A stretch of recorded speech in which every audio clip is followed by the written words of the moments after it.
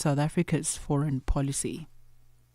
My role really is a presidential special envoy. My role is really to advise on policy, and I do engagements for sure, but I think my main focus is building South Africa's response to this reality, to the new reality, and engaging with all the agencies of the state, but also engaging with all stakeholders in the private sector, in civil society and everywhere, so that South Africans speak with one voice on these issues.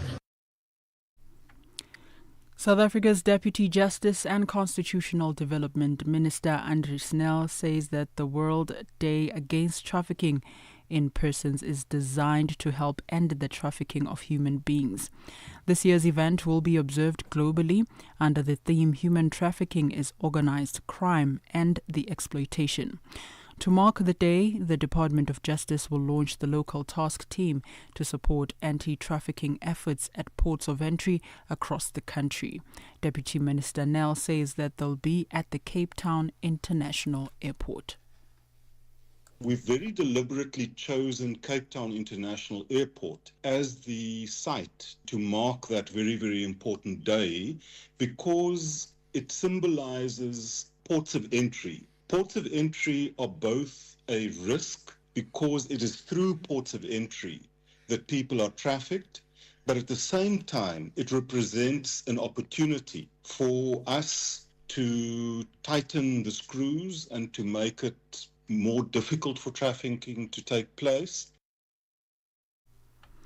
Pressure is growing on Israel, which, despite warnings, continues to deny there is starvation in Gaza.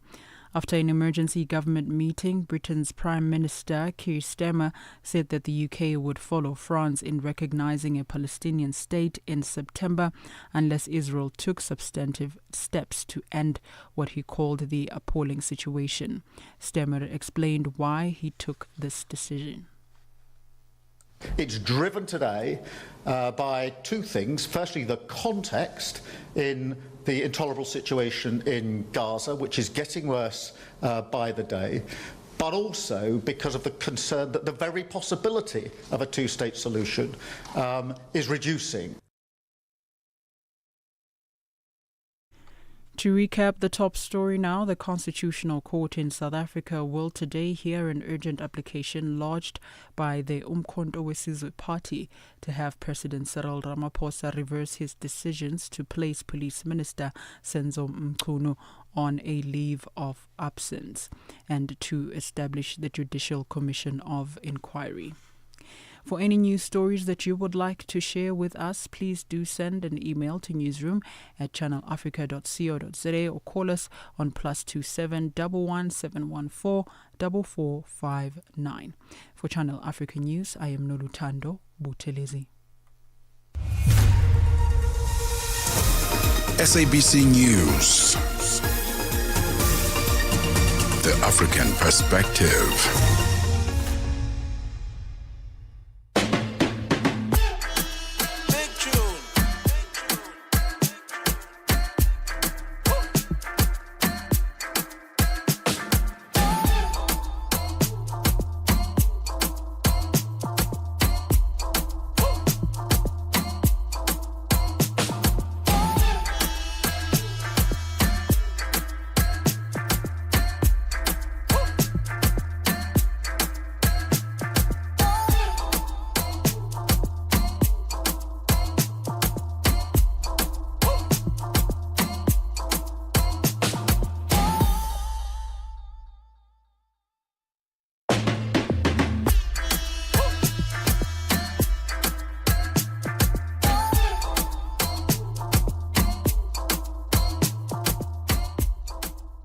Hey, good morning once again. It is that time for On The Move right here on Channel Africa. Hey, we do it best. We make sure that you know what's happening here on the African continent. And we are that show that has conversations about us navigating this beautiful continent in a way where we are growing, we're taking care of ourselves, we're taking care of our families, we are taking care of our beautiful continent. And we never have these conversations enough, I feel. The ones that are enriching pushing, the ones that make us feel like we can grow into better people. And that's what we're going to be doing today right here. Thank you for joining us on DSTV channel 802, OpenView 628, and on www.channelafrica.co.za and the SABC Plus app. Hey man, we'll be with you until midday Central African time. This train is going to keep moving into different conversations, so hop on and become part of the move. You can become part of the On The Move in different ways. Go find us on our socials at Channel Africa 1. That's the magic handle. I call it the magic handle because that's where you can connect with us right here on Channel Africa. At Channel Africa 1 on X, on TikTok, on Thread, on Instagram, on Facebook, on YouTube. Be there so you can stay connected with us right here on the show. Hey, what's coming up on the show today? When last was the first time you did the first thing ever? When last was the first time you did the first thing, or the last time? You know, because I think sometimes as we grow older, we tend to say, you know what, I've done everything. I can't try anything new. It's done, tested and tried. I've worn the t-shirt. And maybe you stop collecting those experiences because maybe you have an internal ageism that is against you. So we're looking forward to that conversation. It's coming up just in a few minutes as we explore what is the brain superpower of actually doing things for the first time and not stopping at that. I think the older we get, we tend to actually go back on that. So that's what's coming up on the show. And then a little bit later in our second hour, we're going to be looking at South Africa's public healthcare system that has faced its fair share of criticism. Long queues, underfunding, overworked staff. I've experienced this as well. But behind the headlines, there's a quieter story as well of progress. According to the latest data from Stats SA, South Africans are living longer than they have in decades, thanks to no small part to public health interventions, widespread access to HIV treatment, and improvement in maternal and health care and child health care, to be specific. So that's what's coming up a little bit later as we unpack that one. And then we're going to stay on the health theme. We're going to be looking at, attention on something that's very interesting. Life-saving form of donations are something that are very interesting. Critically ill patients need organ transplants, but we know that there's a lot of conversations around that in Africa. Many people saying, I'm not doing that. It's against my culture. It's against my religion. And we're going to try to demystify that. Yeah, well, there's a lot of conversations we're having today. So as Benjamin said, do join us on our social media platforms. We are live on Facebook and Instagram, so that's another great way to join us and see what we're up to here in our studios. But a more intimate way to also chat with us, we'd love to hear your voice on +2763 406 9126. That's our WhatsApp line, so text us, voice note us. We'd love to hear from you. Well, hop on. It's time for On The Move. Nkhanza zokhudza amuna ndi azimayi kapena kuti gender based violence GBV zikuononga mioyo komanso kuphwasula mizi. Zikuchitika m'manyumba, m'masukulu, malo ogwirira ntchito ndipo kwambiri mwakachetechete, koma sizikuyenera kupitirira. Mukazimva yankhulani. Ngati mwakhuzidwa funani chithandizo, chifukwa kusachita chilichonse sikuthandiza. Mverani kuma wireless onse 14 a SABC kuchokera lachitatu pa 23 mwezi uno wa Julai kuti mumve zokambirana, malangizo, masewero, zionesero za maphunziro ndi mafunso okhuza nkhanza za amuna ndi azimayi ndi akatswiri, anthu opulumuka ku nkhanzazi, kukhazikitsa lamulo komanso dziko lonse lokhuzidwa ndi nkhanzazi. Zonsezi pa wireless yomwe mumayikonda ya SABC. Imbirani pa nambala 0800 428 428 kuti munene za nkhanzazi kapena kupeza chithandizo. Nkhanza zokhuza amuna ndi azimayi zimatha ndi inu. Uthenga ukufikani kuchokera ku SABC. Get set and be ready to go. On the Move with Palesa and Benjamin Moshatama. Hey, the older we get, at times we let go of that beautiful thing called experimenting and being spontaneous and doing things for the first time. In fact, we tick so many little lists of our adventures, and then we say, hey, we've done enough. I've reached that age that I don't have to do anything for the first time. And that's the question we're asking you, and maybe you should let us know on that live stream. When was the last time you did something for the first time? I know that it shocked our previous conversation which I was having with Peter Ndoro and Asanda, and they were like, yeah, maybe it's been a while that I haven't done anything for the first time. Just to think about it, I think I can relate with that. So it's a very, very interesting one and an interesting question. Maybe you are thinking you've experienced everything that you wanted to experience, but are you not limiting yourself to the expansiveness of life? To speak about this one, we're joined by Dr. Kitumetse Mashego, clinical and sports psychologist. Dr. Kitumetse, welcome back on the show. Thank you for having me. Good morning. Good morning to the listeners.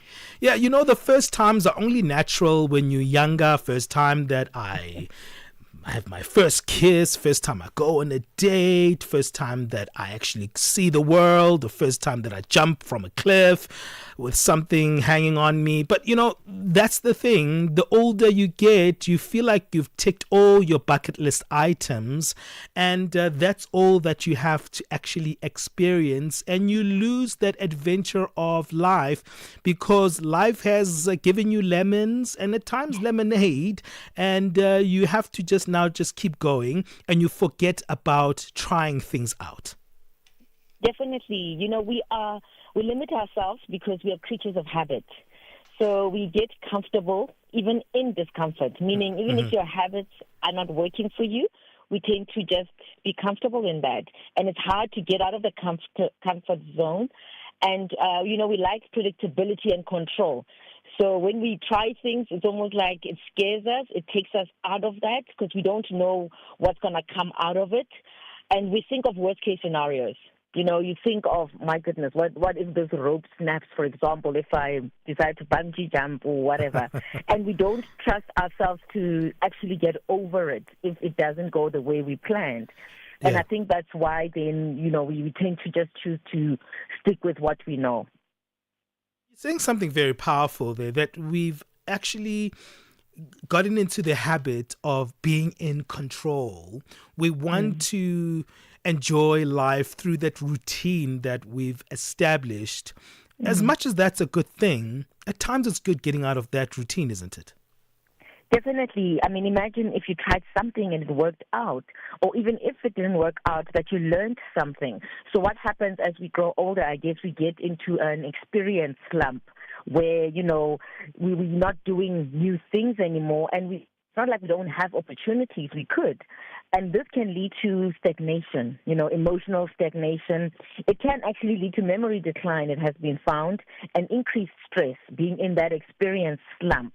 But when you break that cycle, you could experience joy, you know, connectivity, and new emotional renewal, for a lack of a better term.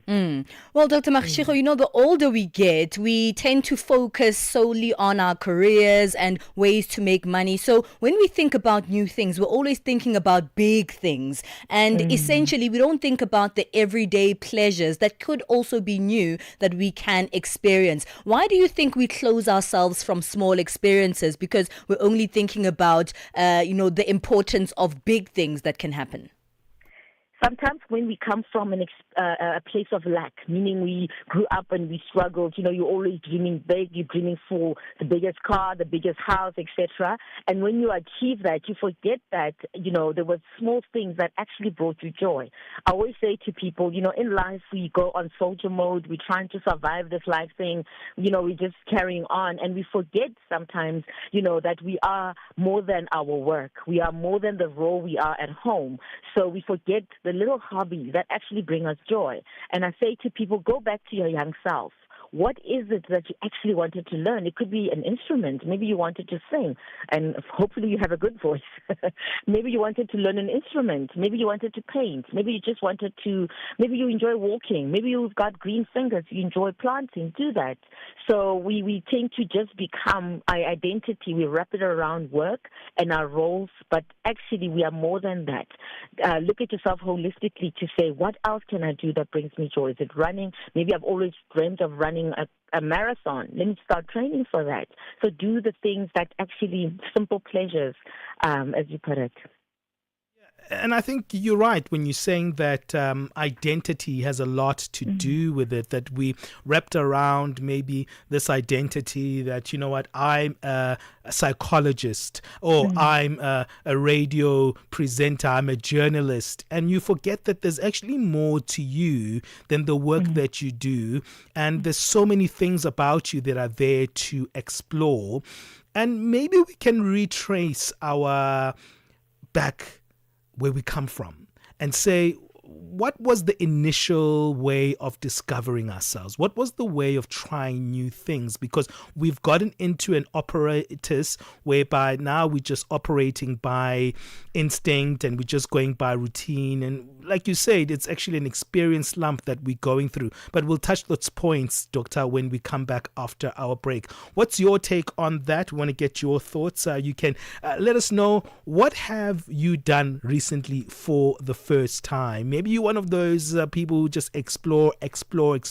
Maybe you've been to a new country. Maybe you've started a new hobby. Maybe you're changing even your life habits. Let us know on that live stream. Remember, it's on our Facebook page, simply titled Channel Africa. And don't forget that we're also on YouTube. At Channel Africa 1 is that handle for our YouTube page. Stay with us right here on Channel Africa. It's 20 minutes past 9 o'clock Central African time. The Midnight Snack, 12 to 3 a.m.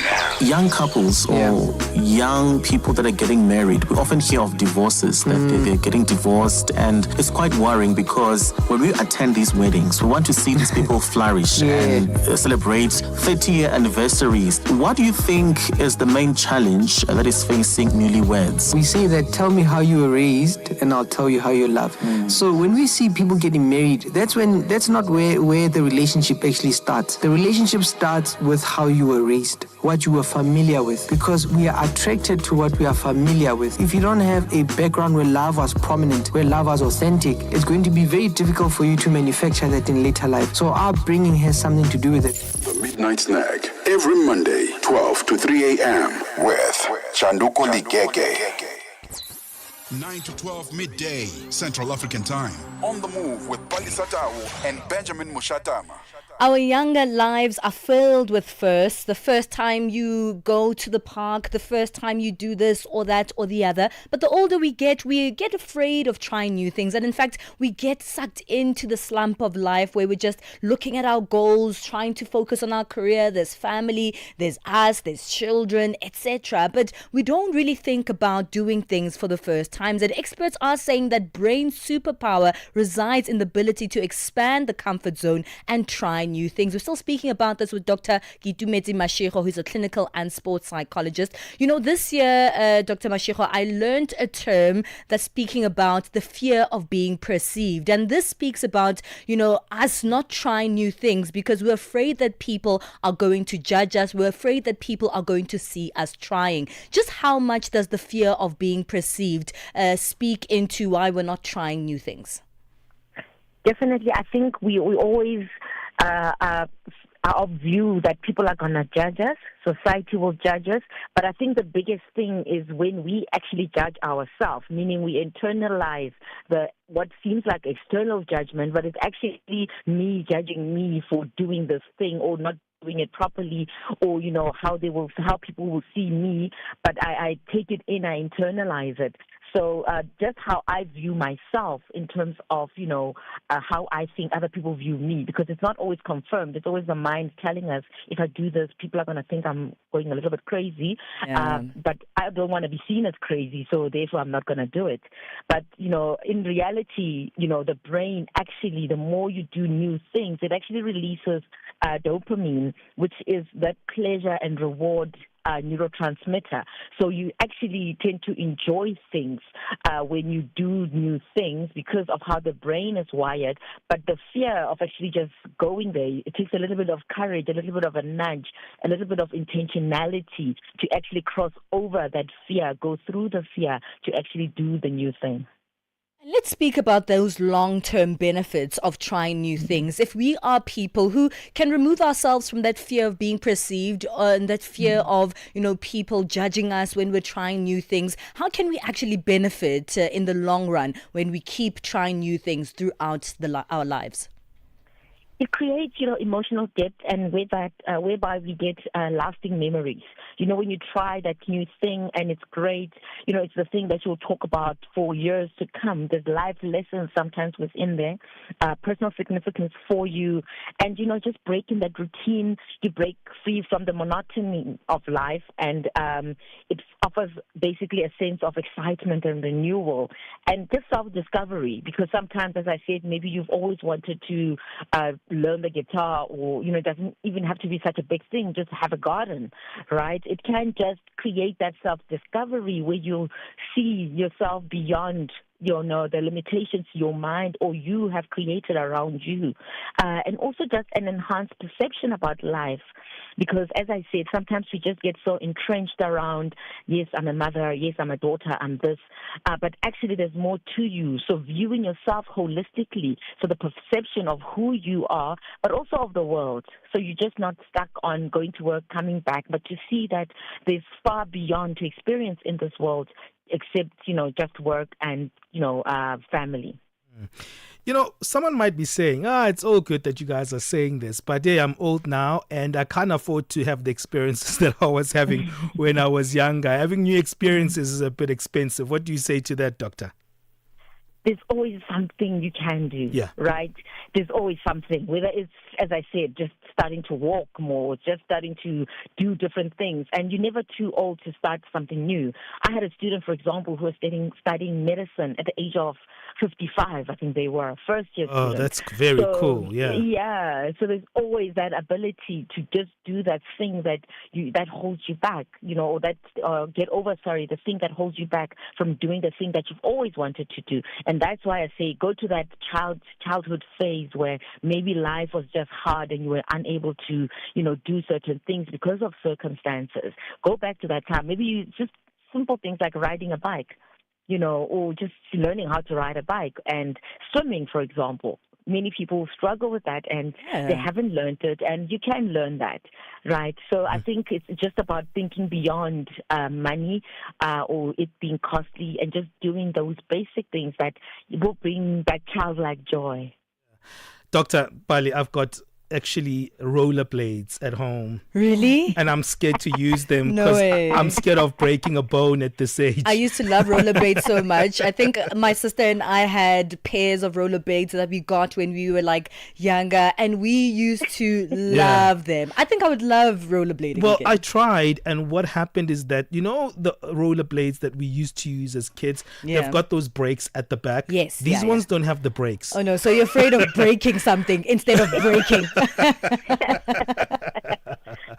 Well, let's take things forward in terms of setting, that kind of intention, because I think it comes from that intentional space to, rediscover your childlikeness. But it doesn't have to also be about childlikeness. It can be about you enhancing even your adult life. How important is the intention around the first steps of going back to trying new things?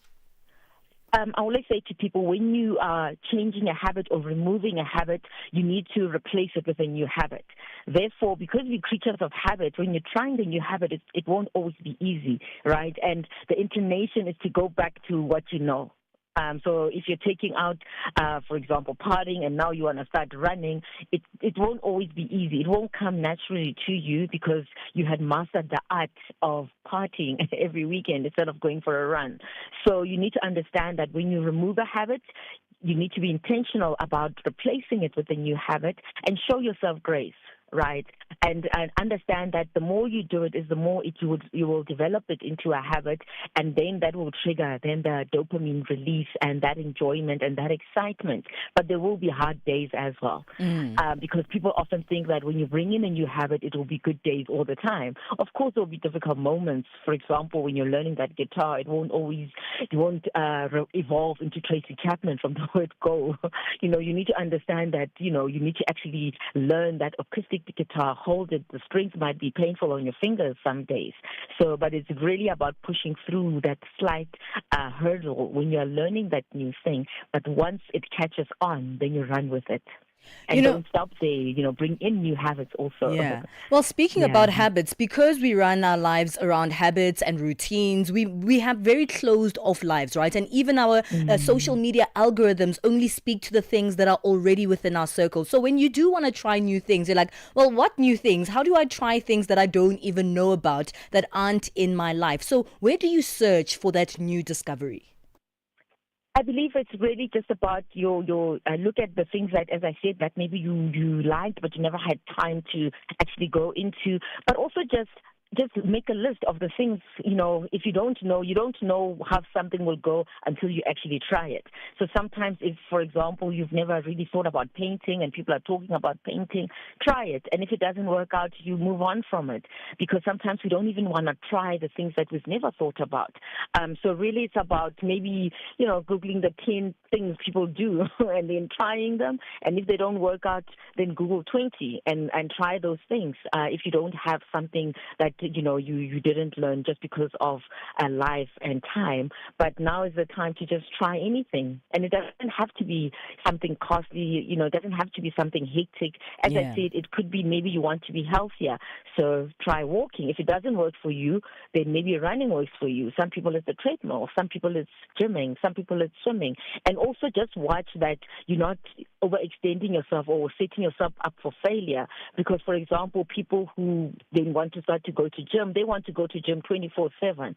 And I always say, but that is not possible. Even competitive athletes I work with don't do that. Yeah. They're going to struggle. So please don't set yourself up for failure by doing too much too soon or expecting yourself now suddenly to have all the time in the world. So 15 minutes of that thing 3 times in a week, and anything extra is bonus.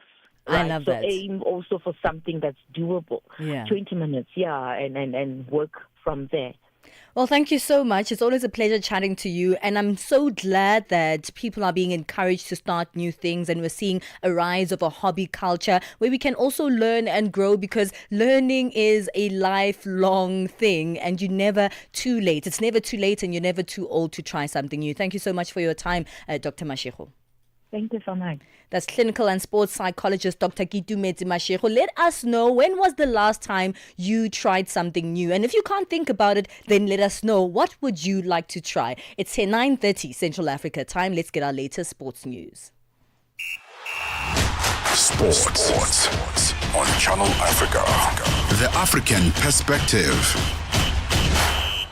And a very good morning from the sports desk. I am Musibu Dimakura with the latest sports news at this hour. So final tweaks aside, a positive result will be massively important for the Springbok women's side. That's when they take the Black Ferns of New Zealand at the Athlone Stadium in Cape Town in the Western Cape province on Saturday, as this will be their final match before the Rugby World Cup starts in England next month.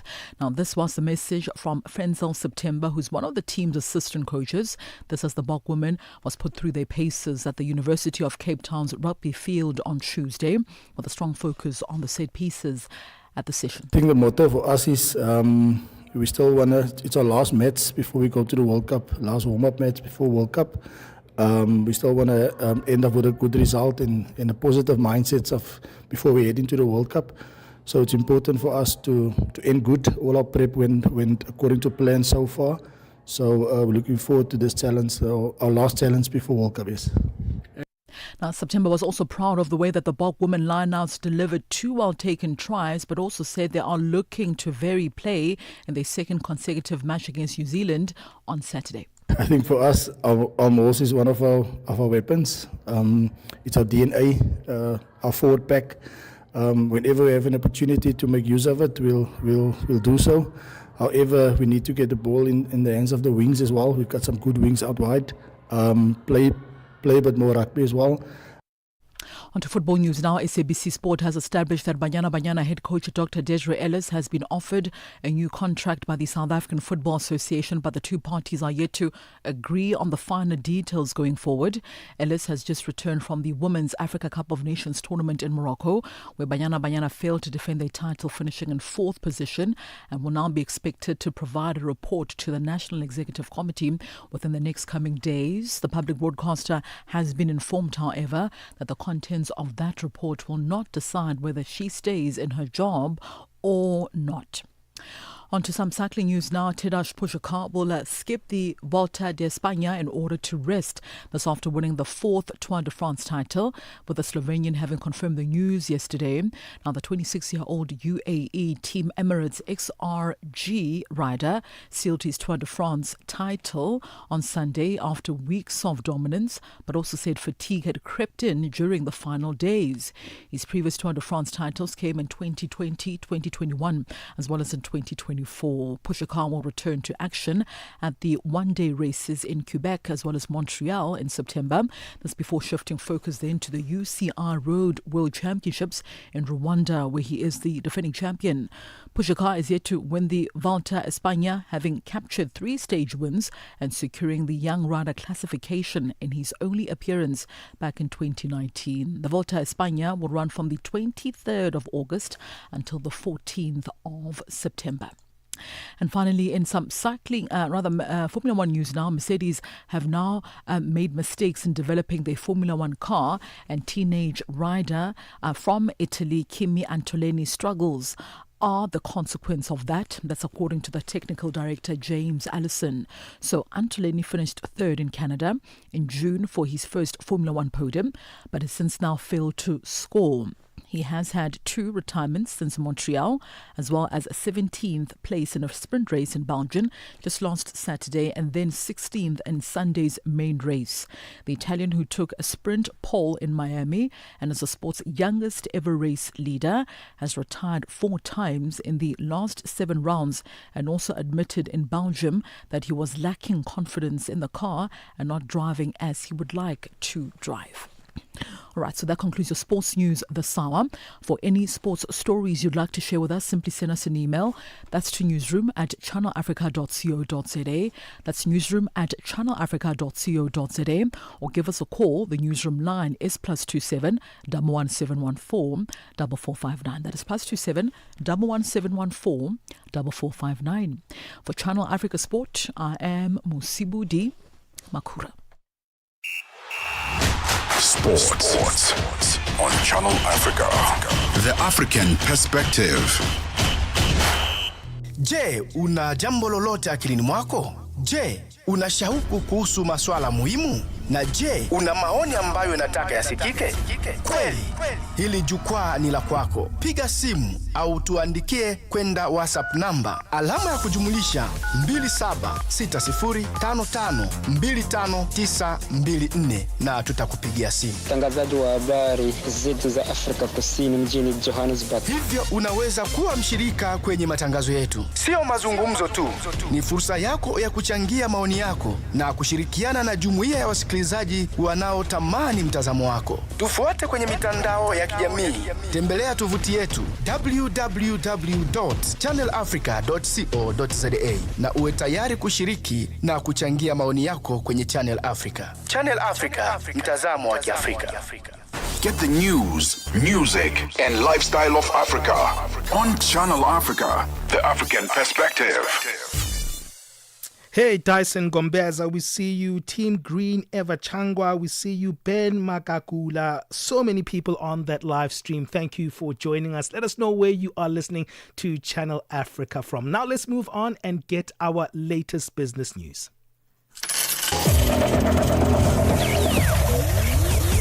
Business news on Channel Africa, the African Perspective. Thank you, Benjamin and Palesa. Good morning.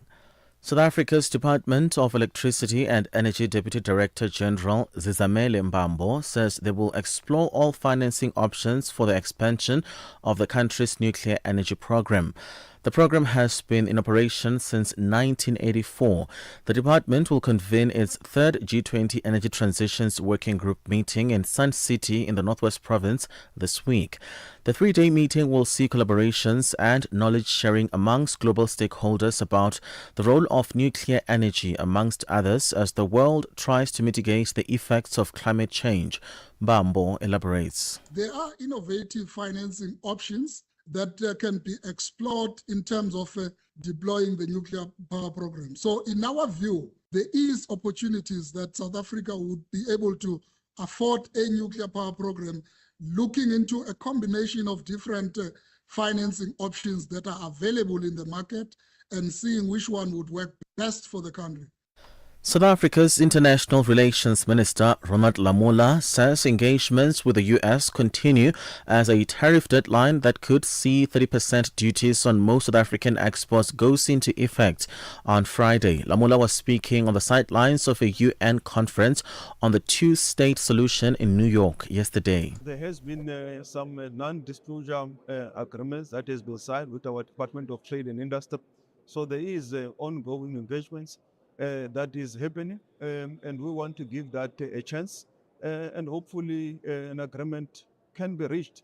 But we will continue to engage with the U.S. because, as we've already always said, they are a very important strategic trading partner for South Africa. So the negotiations are very important. They are key to our economy, foreign direct investment, but also at the trade relations level. It's an important discussion that we are hopeful that there will be some agreement reached at some point. U.S. President Donald Trump says he might send someone else to represent the U.S. at the upcoming Group of 20 G20 Leaders Summit in South Africa in November. He told reporters that he has a lot of problems with South Africa because of its bad policies. Trump has cut off aid to South Africa and offered Afrikaans farmers asylum based on a fantasy version of South African land rights. Pretoria has clarified the recently adopted Expropriation Act. It is not a tool for land seizure, but rather a constitutionally mandated legal process designed to ensure equitable access to land. The African Development Bank arm lending to low-income countries will start raising $5 billion from capital markets every 3 years from 2027 as donor countries such as the U.S. cut support. The Africa Development Fund facility has provided $45 billion in concessional credit to 37 low-income African countries since it was established in 1972. It counts the U.S. as its biggest cumulative donor, but President Donald Trump's administration wants to cut $555 million in funding. In North Africa, Morocco's annual trade deficit widened by 18.4% to $17.8 billion in the first 6 months of this year.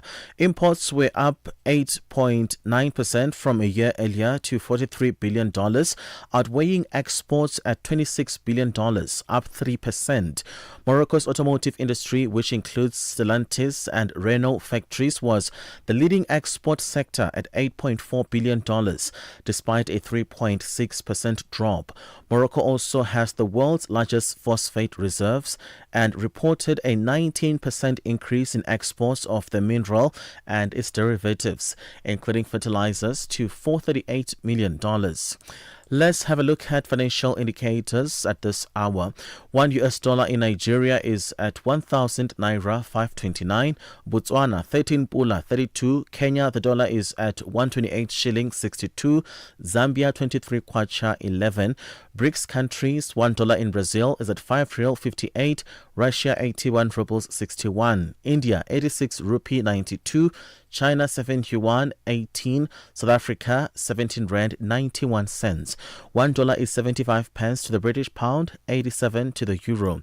Commodities: gold is at $3,323, platinum at $1,381 per ounce.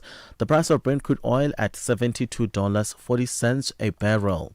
For any business stories you'd like to share with us, please send us an email to newsroom@channelafrica.co.za, or you can call us on +27 11 714 4459. For Channel Africa Business, I am Chanduko Ligege.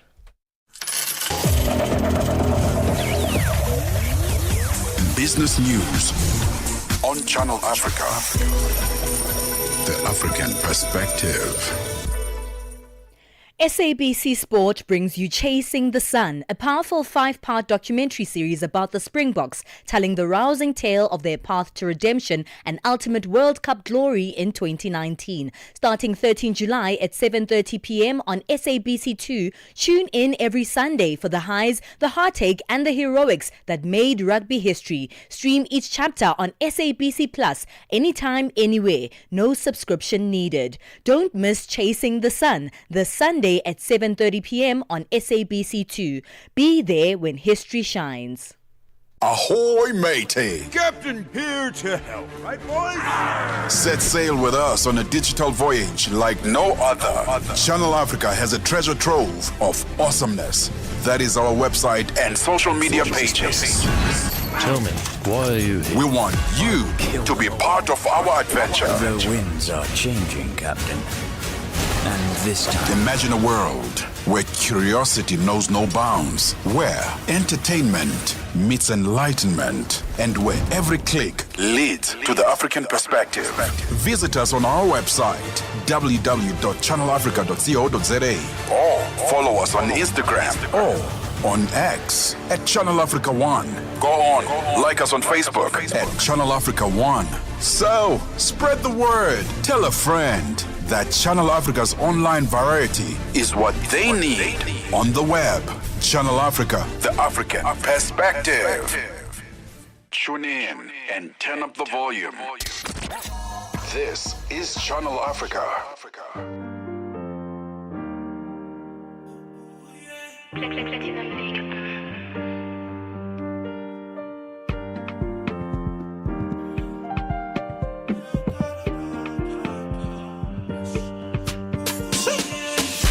She wanna chill with the big boys. She want money, she want enjoy. When she with me, give her ding dong. She in my feast with the big boys. She wanna chill with the big boys. She want money, she want enjoy. When she with me, give her ding dong, make her enjoy, enjoy, enjoy. With a big boy, I'm a big boy, enjoy. Give her big fuss, I'm a enjoy, enjoy, enjoy. With a big boy, I'm a big boy, enjoy. Give her big fuss. Big boy, yeah, she let it call me Poppy. Late at night, yeah, she ride it like a Harley. Anything you want just to make you happy. Dinner time, yeah, I chew it like a chappy. Down piece on my side like I'm over. Lucky like a 4-leaf clover. Kill it, dumb till it's over. Love drunk, baby, give me hangover. You know the vibe is so fine, I cannot control my eye. And I no reply when the streets hit me up, I know be shy. Baby, you a dream, forever my queen. She wanna chill with the big boys. She want money, she want enjoy. When she with me, give her ding dong. She in my feast with the big boy. She wanna chill with the big boys. She want money, she want enjoy. When she with me, give her ding dong, make her enjoy, enjoy, enjoy. With a big boy, I'm a big boy, enjoy. Give her big fuss, I'm a enjoy, enjoy, enjoy. With a big boy, I'm a big boy, enjoy. Give her big fuss, yeah. Bébé, qu'est-ce que tu fais, dis-moi tu es prêt, Je veux expliquer, give me couple seconds. I go pick you in a phantom, we can go to Santa. I go drop a couple racks on you, cause you a bad fool. You bet that for me, that's all on me. Your love for me, if you bet that for me, that's all on me. Your love for me.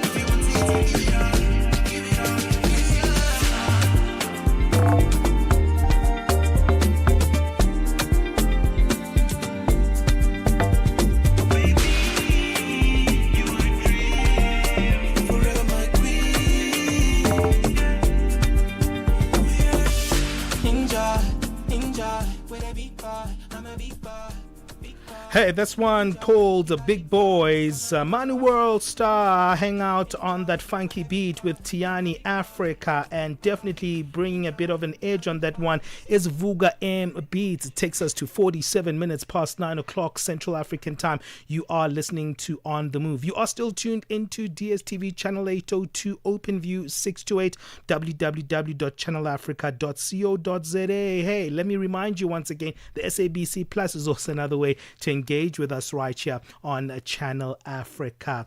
Hey, remember also we've got that WhatsApp number +2763 406 9126. I want to get your thoughts on this one. When is the last time you tried something for the first time?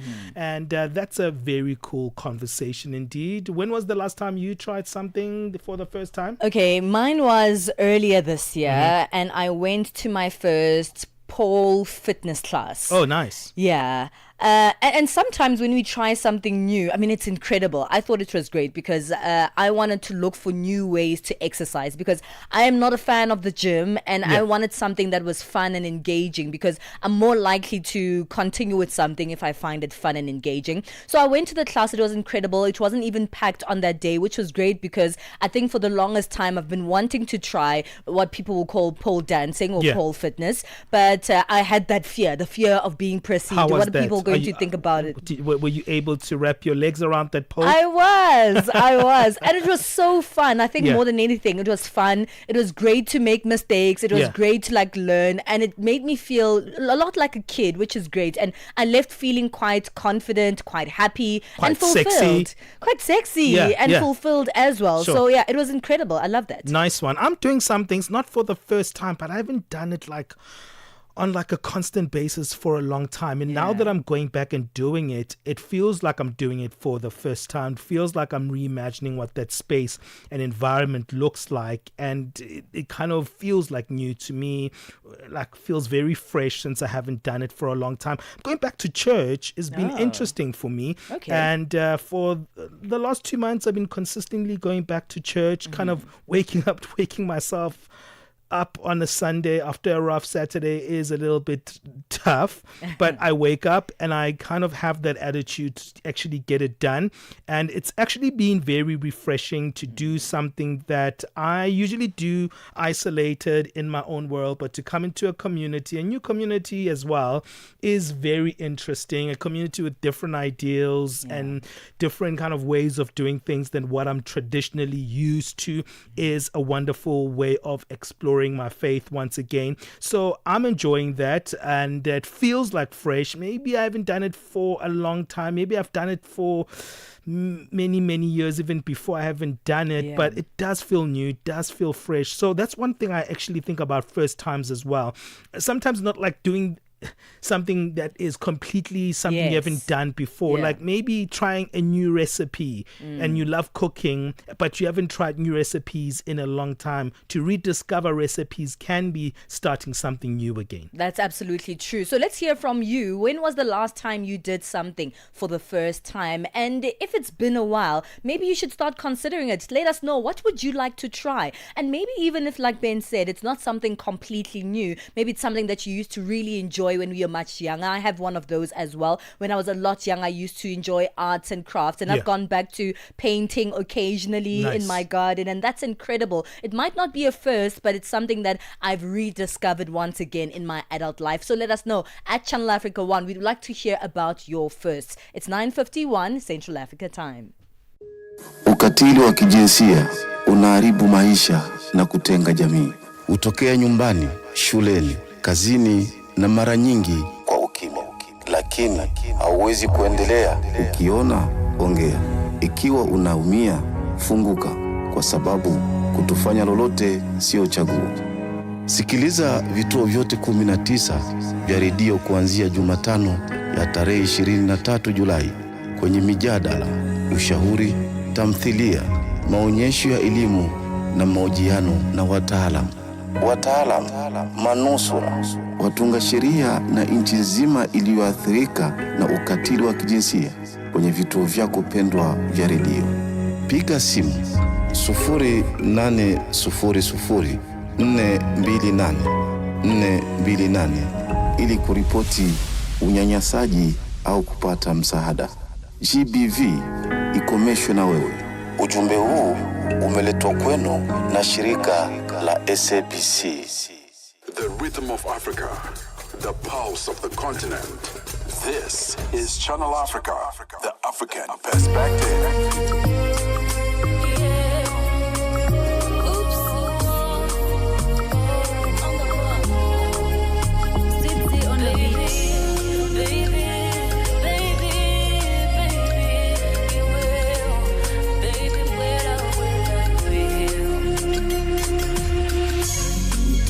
Jibondi wadontumila zeluza kwima ine chikato chako chosatsemwe ukandigwila ine soft skin ngari kanda wanchikuta body shape nchimake iwe ndipachalalirenji ngari balivura nduzerisa natentunda wadilumikiza ndichauta baby tisayuze nkunda ife nimvula ya chimwemwe ndisambitse ine ndine wansanje ndisabise ine chilungamo kuwawa usandinamize mamuna wako ndine baby bwela divine baby bwela divine ife baby bwela divine ife baby come on dance with me baby come on dance with me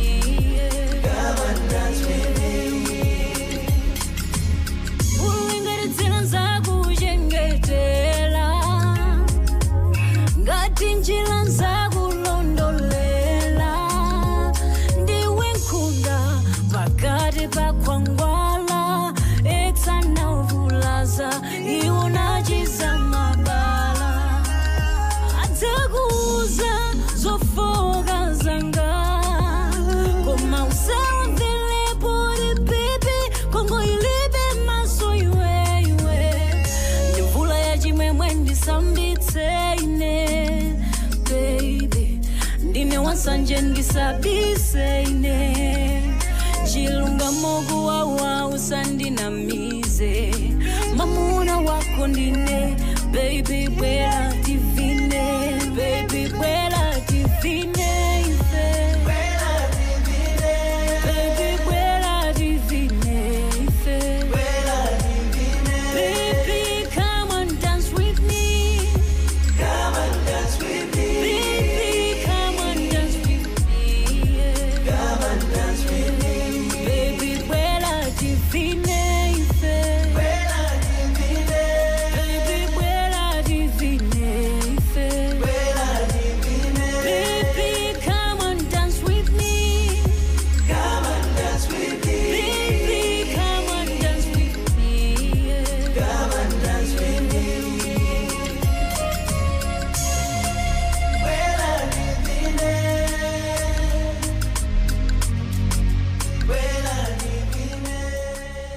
Hey, that sounds like a sing-along, isn't it? You want to join in, Pali?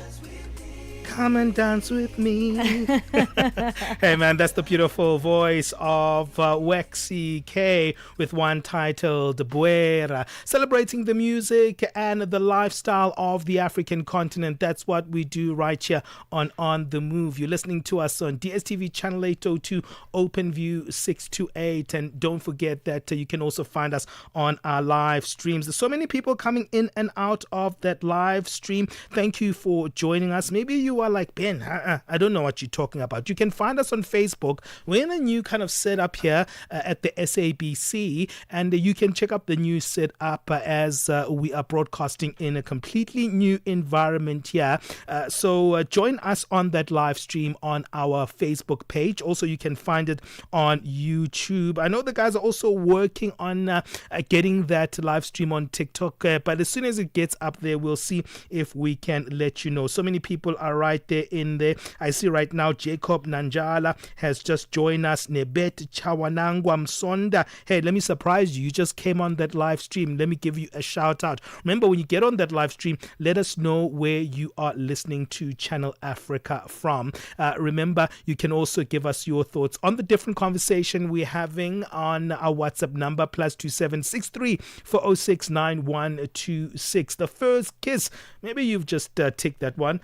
Maybe the first love, maybe you've ticked that one. Yeah. First holiday with a bae, maybe you've ticked that one. And the first time having a baby, I've ticked that one very, very recently, Yes. a year ago. Yeah. I've got a lot of firsts that are happening in my life even right now, but they're more involuntary. But the ones that we're talking about are the firsts that are very intentional. When you're starting something new, maybe you've always loved cooking, maybe you've always loved like cars, and you're like, you know what, I want to actually get into this car space and maybe start learning more about cars. Maybe I want to start racing and not just looking at cars themselves. I want to get into a car and start racing. Maybe you like weapons. Maybe you want to go on a gun spree. Yeah. Okay. A what? Hey, there are legal shooting grounds Yeah, where but you not can, a gun spree. and just like, look at the weapons and that kind of stuff. It does happen. There's different hobbies that you can get. Maybe you love animals. Like, I love animals, and I don't know how to navigate them. But hopefully I'll get an animal soon. I lost my animal very recently. Yeah, it was I'm very sorry sad. about that, Benji. Someone killed my beautiful dog. I'm sorry. So I'm thinking of getting another dog, but I'm kind of like wanting to have that connection with this dog. You gave me this dog. Yes. And I love that dog. But now I'm like, that connection that I had with that beautiful dog, how am I going to get it back? Well, you'll make another connection. You never know. And that's the thing, right? We have to break through the mold of, the disappointments that we've also had in the past. They play a role in us being afraid to try something new or rediscover old habits because we've been hurt or we've been, just made to feel like we don't belong in that particular place. You belong everywhere you are. I mean, the mere fact that you can be there means that you belong, and so we should try and make sure we push through the fears. That doesn't mean the fears won't exist, but we can push through them and try that thing nonetheless. You can keep that conversation going on our socials. What have you tried recently for the first time? And if nothing, what would you like to try for the first time? At Channel Africa 1, find us on all our handles, and of course +27 63 406 9126 on WhatsApp. Moving into the next hour of the show, apparently South Africans are living for longer, and that has a lot to do with our I'm surprised public by health that stats, system. actually. Yeah, it sounds very, very interesting. We'll find out how, and that's what's coming up in our next hour. For now, let's get the latest news. It's 10:00 hours Central African time. SABC News. The African Perspective. Top stories this hour: South Africa's President Cyril Ramaphosa, decisions challenged, and today marks World Day Against Trafficking in Persons. Good morning, I am Nolutando Buthelezi. Ivory Coast President Alassane Ouattara has announced he will run for a fourth term in October's election. In a statement, the 83-year-old said that his health was not an issue and his candidacy was driven by a need to preserve national stability amid ongoing security and economic challenges. Joey Lihodi reports. Ouattara argues a new constitution approved in 2016 reset his two-term limit, meaning he is allowed to stand. He will be the poll's frontrunner as several potential challengers have already been barred from the race. Yesterday, former Minister Tijane Thiam and other opposition leaders swiftly denounced Ouattara's decision to run. On the same day Ouattara announced his bid, authorities banned a peaceful protest planned for 7th August. The Constitutional Court in South Africa will today hear an urgent application lodged by the Umkhonto weSizwe Party to have President Cyril Ramaphosa reverse his decisions to place Police Minister Senzo Mchunu on leave of absence and to establish a judicial commission of inquiry. The developments followed allegations made by KwaZulu-Natal Police Commissioner Nhlanhla Mkhwanazi earlier in this month. He alleged that there was collusion between organized crime syndicates and public office bearers, including Mkhunu. The official opposition wants the Apex Court to declare Ramaphosa's decisions unconstitutional as well as irrational. MK Party MP and member of the Justice Portfolio Committee, Smonelo Nomvalo, says that the party has a strong case based on Section 91 and 98 of the Constitution. South Africa's presidential special envoy to North America, Mcebisi Jonas, says that the world is facing unprecedented times, but there should not be despair. Jonas attended a seminar hosted by former President Kgalema Motlanthe Foundation in Johannesburg. The world is on tender hooks as the U.S. prepares to roll out sweeping tariffs that may affect many countries come August the 1st. Jonas says that his role is to promote South Africa's foreign policy. My role really is a presidential special envoy. My role is really to advise on policy, and I do engagements for sure, but I think my main focus is building South Africa's response to this reality, to the new reality, and engaging with all the agencies of the state, but also engaging with all stakeholders in the private sector, in civil society and everywhere, so that South Africans speak with one voice on these issues. South Africa's Deputy Justice and Constitutional Development Minister Andries Nel says that the World Day Against Trafficking in Persons is designed to help end the trafficking of human beings. This year's event will be observed globally today under the theme Human Trafficking is Organized Crime. To mark the day, the Department of Justice will launch the local task team to support anti-trafficking efforts at ports of entry across the country. Deputy Minister Nel says that they will be at the Cape Town International Airport. We've very deliberately chosen Cape Town International Airport as the site to mark that very, very important day because it symbolizes ports of entry. Ports of entry are both a risk because it is through ports of entry that people are trafficked, but at the same time, it represents an opportunity for us to tighten the screws and to make it more difficult for trafficking to take place. Tanzania's ruling party, the CCM, has unveiled its primary nominee list after repeated delays, marking a critical step in the country's political landscape. The announcement made following a marathon Central Committee session signals President Samia Suluhu Hassan's consolidation of power amid ongoing party reforms. Daniel Kijo has more. The approved list includes candidates for parliamentary and local council seats, with the party's leadership emphasizing a commitment to unity and discipline. This follows weeks of internal debates and postponements as CCM sought to realize its lineup ahead of the upcoming primaries. Analysts say the list reflects President Samia's growing influence within the party, with key allies securing nominations while some dissenting voices were sidelined. The primaries, now set to proceed after the delays, will determine CCM's final candidates for the general elections later this year. However, critics argue that the process lacks transparency, raising concerns about internal democracy within Tanzania's long-dominant ruling party. With the elections approaching, all eyes on whether CCM can maintain its stronghold amid calls for greater political openness. To recap the top story now, the Constitutional Court in South Africa will today hear an urgent application lodged by the Umkhonto weSizwe Party to have President Cyril Ramaphosa reverse his decisions to place Police Minister Senzo Mchunu on a leave of absence and to establish a judicial commission of inquiry. For any news stories that you would like to share with us, please send them to newsroom@channelafrica.co.za or call us on +27 11 714 4459. For Channel Africa News, I am Nolutando Butelezi. SABC News. The African Perspective.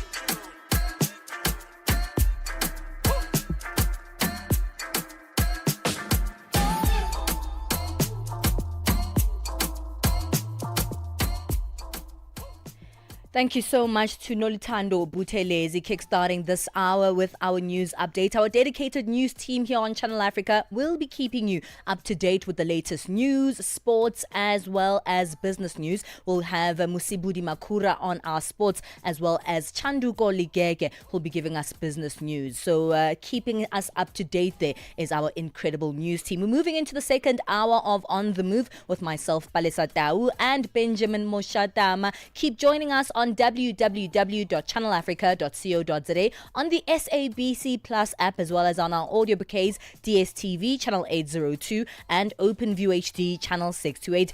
It's quite great news to hear that South Africans are actually living much, much longer. So essentially, it seems like there are good things happening in our health systems that are making us live longer. In fact, life expectancy has changed quite a bit, and the recent South African stats say that life expectancy is now 64 years for males and 69 years for females. And this is quite a big shift from 2002, when the life expectancy for men was 52 and for women was 57 years. So, hey, it seems like good news, but more than anything, we're zooming into our public health system and some of the interventions, the treatments, and the work they've done to increase our life expectancy. We're having this conversation in this hour of the show with Dr. Mvuyisi Mzukwa, who is the chairperson of the SA Medical Association, chatting to us about this conversation. We move into our Live Well feature in the next hour of the show to speak about organ transplants. I know what you mean, right? Because a lot of Africans find a lot of significance in our body as it is. And there are a lot of myths and stigmas around organ donation for us as Africans in particular. Some say, hey, what happens to my body? Where are my organs going? Who are they? What are they going to be used for? Who's going to use them? And also, am I going to be accepted by my ancestors if I don't have all my body parts? We're going to be breaking some of those myths, not particularly around that, but really finding out what it takes and where your organs are actually going and how you're actually saving the lives of critically ill patients by giving your organs to them, and of course doing these life-saving procedures. We'll be chatting to Samantha Nichols in the next hour of the show, who's an executive director of operation at Organ Donation South Africa, as well as the head of community engagement and communications at DKMS Africa, Palesa Mokomele, in the next hour. Yeah, there are a few misperceptions around organ donation. I'm reading some of them here in front of me. And worldwide, people have many misconceptions and myths that hinder organ donation rates. Some of them believe, most of them are afterlife thoughts. Actually, many people believe that the body is a whole entity and that parts of it cannot be separated after death. That's interesting. Some believe in reincarnation and the continuation of the soul in the body after death, making organ donation seem like an interference with that process. Others believe that harvesting and exploitation is also a part of what's happening even in the formal medical system. Some people believe in that kind of a stuff. So we'll try to debunk some of these myths after our break. It's 10 minutes past 10 Central African time. Africa. It's time to plug into the heartbeat of the continent. Tune in to Channel Africa, your go-to radio station that broadcasts in 5 different languages. L'Afrique du Sud célèbre la journée nationale du Kabla hujaitwa kwa jina la Double K or more of our forests have been destroyed. Tamo Partido Africano da Independência da Guiné. See, Channel Africa represents every corner of this amazing land. From Lagos to Cape Town, Nairobi to Dakar, we've got you covered with the freshest news, music, and cultures. So, turn up the volume, feel the rhythm.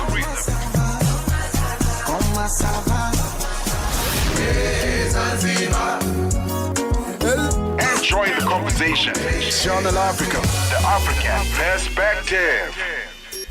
On the Move, weekdays, 9 a.m. to midday. Only on Channel Africa. #On the Move.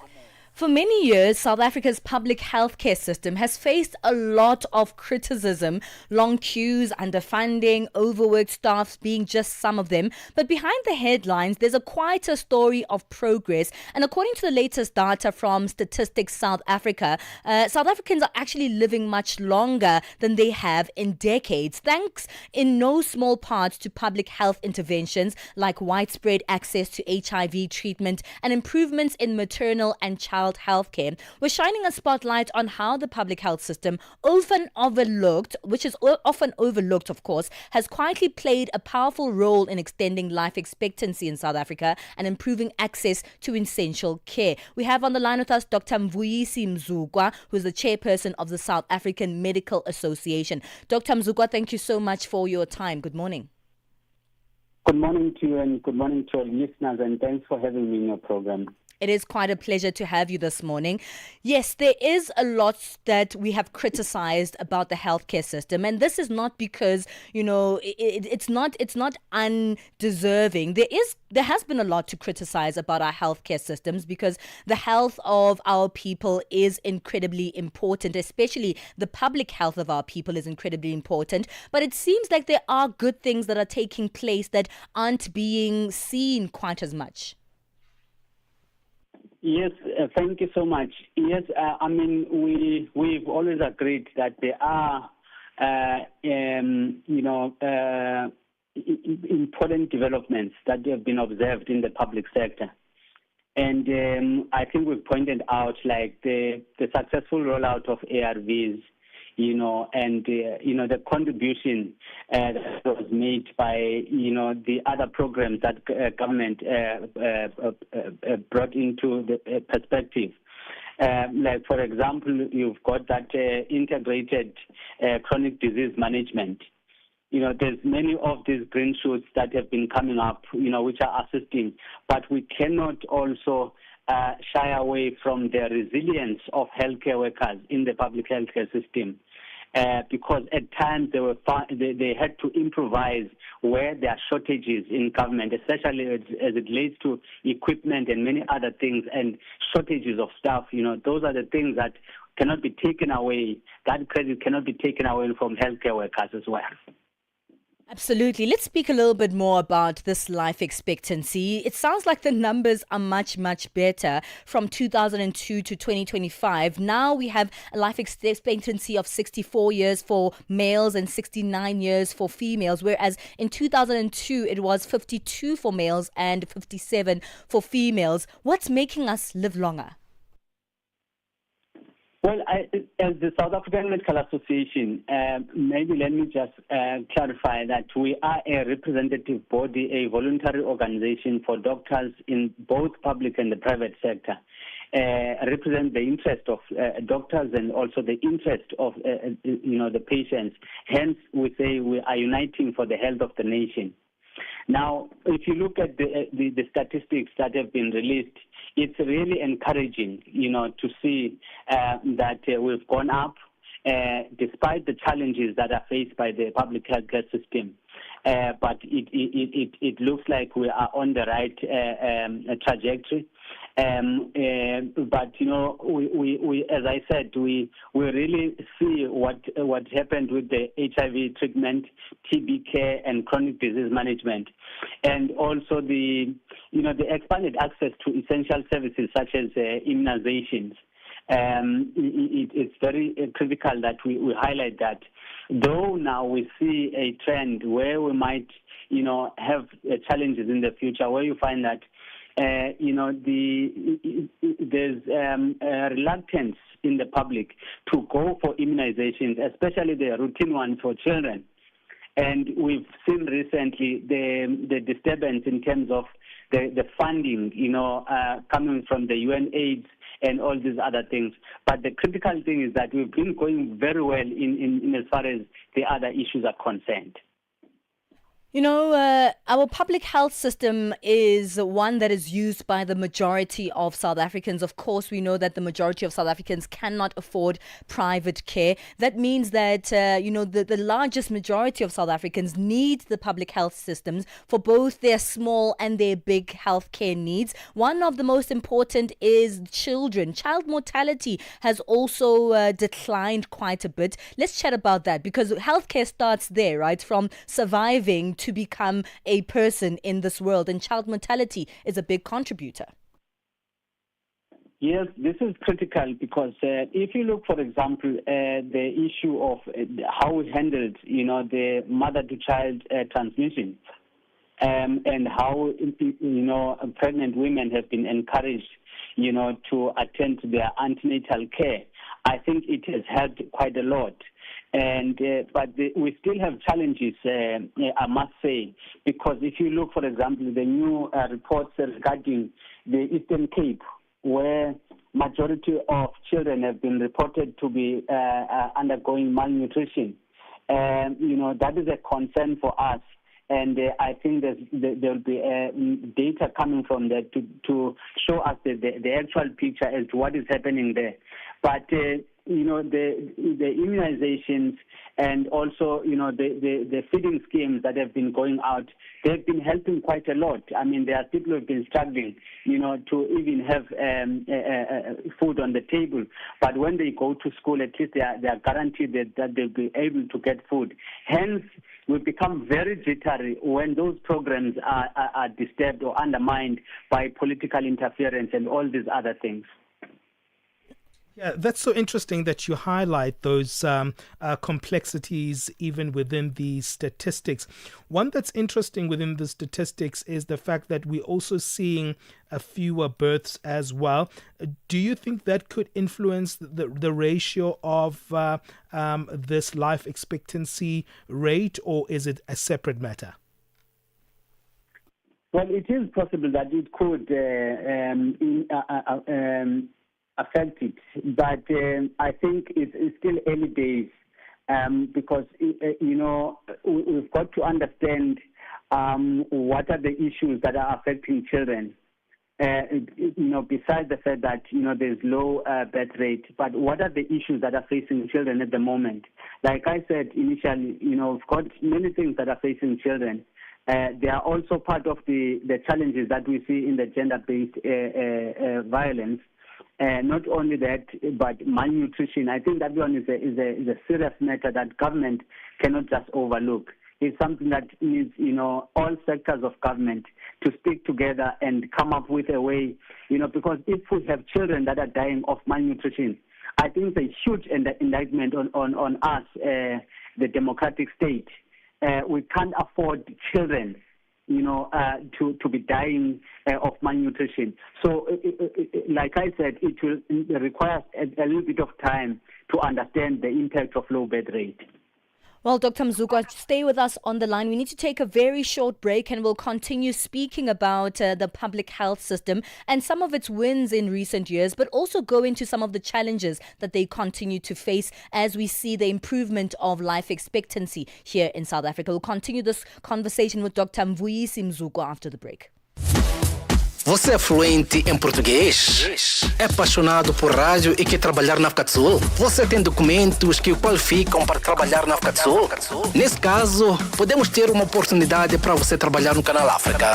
Envie seu currículo e demonstração para Canal África at newsroom@channelafrica.co.za. Lembre-se, se você não receber alguma resposta nossa em 14 dias, isso significa que você não foi selecionado.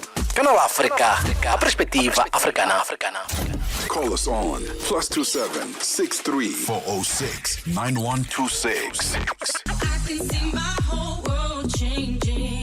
and contribute to the conversation.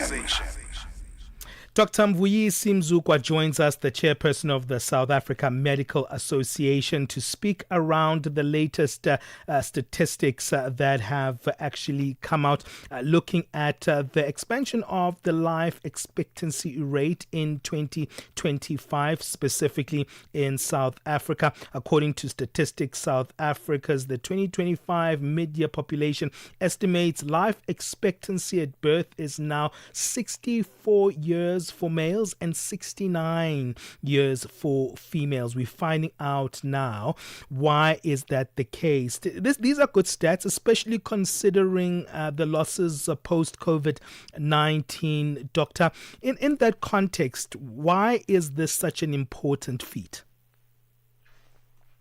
Come again, I missed that. Now, I was just speaking in terms of looking at these stats. It's actually positive considering the backdrop of COVID-19. Could you expand on that context? Yeah, I think it is important that we note, that there was a significant disruption during COVID-19. And I think the programs that were put in place by government, to make sure that we recover from that, are commendable. And also, like I said, the work that is being done by the outreach programs, community-based care, the primary health care outreach, it really has done a lot of work in terms of recovering, from the impact of COVID-19. And we think that is really an important factor when it comes to what we see today. Mm-hmm. But I always want to say this, that these national averages can hide the fact that, far too many South Africans, particularly in the rural and impoverished areas, are still struggling to access even the most basic care. So the true progress will be measured not by these rising life expectancies, sure, but by the narrowing of these disparities. Talk a little bit about those disparities, because they could be exacerbated by what you highlighted earlier on, that we're seeing a bit of halt when it comes to the UN-AIDS matter. It seems like there's complexities there in terms of donations, because there seems to be a conservative donation approach from the US presidency when it comes to that. So HIV and AIDS have been relying on that PEPFAR fund. The economies of the world are very much conservative right now. How could that threaten the strides that we have made historically when it comes to issues such as HIV, AIDS, but also access to medical care for the least of these? I think, first of all, we need not minimize the role that was played by the PEPFAR funding and all other, donations that came, to our healthcare system. They played quite a huge role, and we were hoping that when that is withdrawn for political reasons, our own government would come, on board and make sure that there are plans in place, and those plans don't remain on papers, but they are implemented so that there is tangible development, and there are, these statistics would talk to that. So we are not sure at the moment, because there's no tangible plan that has been put in place. But the other problem that is being faced by, the system, we still see a system which is still, under extreme strain, actually. Mm-hmm. Where every year thousands of healthcare workers are lost due to immigration. They face burnout. That there's also poor working conditions. And, rural hospitals in particular, they continue to face these critical challenges of shortages of doctors, while also we were happy that there's infrastructure upgrades. But these are taking such a long time, to come into fruition. There's unreliable medical supply chains, that further undermine this service delivery. So we believe that these, deep inequities, if they persist, they might actually reverse the gains that we have seen, and especially if we keep going in this trajectory of denialism, Because what we've seen now, we're seeing a trend that we've seen before, where, you find that authorities, senior government officials, senior politicians would use, what is affecting communities to grandstand and do all these things. And the denialism of what is happening on the ground. And the sooner we agree, as if we did earlier on, where we had serious problems with HIV and rollout of ARVs. Now we see the same trend where people are saying, no, everything is okay. But we know that people on the ground are suffering because they don't have access, especially after the withdrawal of PEPFAR. Doctor, sometimes we have the conversation about public health care while excluding the healthcare workers themselves from the conversation. As we try to, strengthen and increase our public health systems in South Africa, what does it look like? What do the lives of public healthcare workers look like in terms of their psychological distress, the amount of pressure they have within the healthcare systems, and the shortages as well? Yes, if you look, for example, during the COVID period, the system has already been suffering from shortages, and that healthcare workers really face challenges, and some of our healthcare workers died during that period. There was no time for a debriefing of healthcare workers in this country after COVID-19. And we also know that, they are suffering from burnout, one, because there's critical shortages, where you find that it has been reported before that in South Africa, there's 0.3 doctors per thousand population in South Africa, which is far lower than what is recommended by the World Health Organization. So you can imagine, people working under those circumstances.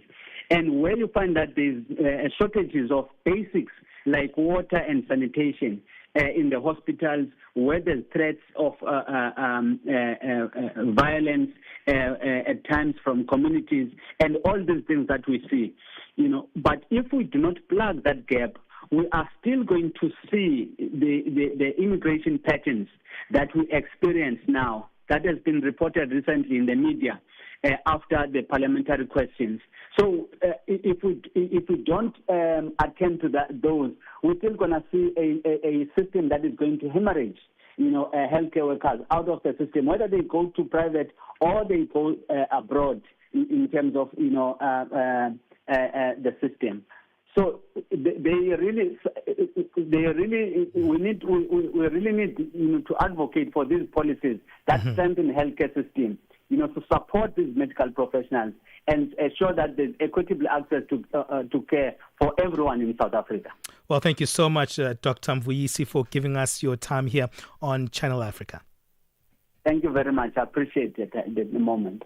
That's Dr. Mvuyisi Mzukwa, the chairperson of the South Africa Medical Association, helping us to understand this particular issue of the life expectancy increase in South Africa. However, he's highlighted also the shortcomings in South Africa's public health system. That conversation takes us to 10:30 Central African time, to be more specific. What is your thought on that one? Give us your thoughts on +27 63 406 9126. That's where you can text us and voice note us. We'd really love to hear from you. But right now, let's move on and find out what's happening in our sports update. Musibudi Makura is standing by. Sports on Channel Africa. The African perspective. And a very good morning from the sports desk. We'll start with football news. Madagascar, affectionately known as the Berea, returns to the Total Energies CAF African Nations CHAN tournament with high expectations following their remarkable debut back in 2022. So the Berea aim now to build on that bronze medal achievement and also take a step towards continental glory. With a blend of youthful talent and a fast technical playing style, the side are ready now to leave their mark once again on Africa's premier domestic league player competition. Madagascar secured their spot at the CHAN 2024 with a confident display against Eswatini. A 2-0 home victory in the first leg set the tone, and despite a narrow 1-0 loss in the return leg, the Berea then advanced on aggregate to book their spot in the competition that officially gets underway this weekend. Now, final tweaks aside, a positive result will be massively important for the Springbok women's side when they take on the Black Ferns of New Zealand at the Athlone Stadium in Cape Town in the Western Cape Province on Saturday, as this will be the final match before the Rugby World Cup starts in England as of next month. Now, that was the message of Frenzal September, one of the team's assistant coaches. This after the Bok women was put through their paces at the UCT rugby fields on Tuesday, with a strong focus, of course, on the set pieces at the session. The Bok women, are hoping to improve on their performances from previous competitions of the Rugby World Cup. And let's take a listen to what the coach had to say in the build-up, of course, to the competition and, of course, the preparation phase, and how he's pleased with how the teams have played so far against New Zealand in the first match this past weekend. I think the motto for us is we still want to, it's our last match before we go to the World Cup, last warm-up match before World Cup. We still want to end up with a good result in a positive mindset of before we head into the World Cup. So it's important for us to end good. All our prep went according to plan so far. So we're looking forward to this challenge, our last challenge before World Cup, yes. The coach also speaking about how they want to prepare well for the upcoming World Cup to be taking place in England, where they will be in a tough group against the likes of Italy, France, as well as New Zealand. On to this now. The South African Sports Confederation Olympic as well as Paralympic Committee will establish a strategic task team in light of the unexpected reduction in sport funding allocations by the Department of Sports, Arts and Culture. Now, the SASCOC President Barry Hendricks confirmed that the organisation had already initiated discussions with the department to seek clarity on the grant cuts affecting both national federations as well as SASCOC's own operations. He also says the cuts will derail the current upward performance trajectory of all national teams as well as individual athletes. The strategic task team will also lead engagements with Sports Minister Gayton McKenzie as well as key stakeholders to advocate for the support to protect the interest of athletes, federations as well as the broader South African sporting community. And finally, Mercedes have made mistakes in developing their Formula One car, and teenage Italian rookie Kimi Antonelli struggles are the consequence of that. That's according to the technical director James Allison. Now, Antonelli finished third in Canada in June for his first podium finish, but has since then failed to score any podium finishes since then. He has also had 2 retirements since Montreal, as well as a 17th place in the sprint race in Belgium just last Saturday, and then a 16th place in Sunday's main Grand Prix race. The Italian, who also took a sprint pole in Miami and is also the sport's youngest ever race leader, has retired 4 times, in the past 7 rounds, and also admitted in Belgium that he was lacking confidence as the car was not driving as he was hoping for it to drive. Well, that's a wrap from the sports desk at the Sawa. For any sports stories you'd like to share with us, simply send us an email to newsroom@channelafrica.co.za. That's newsroom@channelafrica.co.za. Alternatively, give us a call. The newsroom line is +27 11714 4459. That is +27 11714 4459. I'm back with the final sports update for the morning in the next hour for Channel Africa Sport. I am Musibudi Makura. Sports on Channel Africa. The African Perspective. Annika Longi sur Channel Africa. Nous allons à présent dérouler notre tapis rouge pour accueillir notre personnalité du jour, l'artiste chanteur Sheki Frey, qui est en ligne de Guinée avec nous. Je suis un artiste guinéen, un créateur, un styliste, et je fais un peu ce qui plaît à mes fans. Voilà, c'est un peu ça. On a beaucoup de genres de trucs à faire, mais bon, pour le moment, on est basé un peu sur le rap. D'accord. À quelle période de votre vie avez-vous commencé à vous intéresser à la musique, Sheki? Bon, je crois pas qu'il y ait une période, parce que moi, je suis un mélomane depuis mon petit âge. Annika Longi, tous les dimanches sur Mix Vibration. Get set and be ready to go. On the Move with Palesa and Benjamin Moshatama. Let's get our latest business news now from Chanduko Ligege.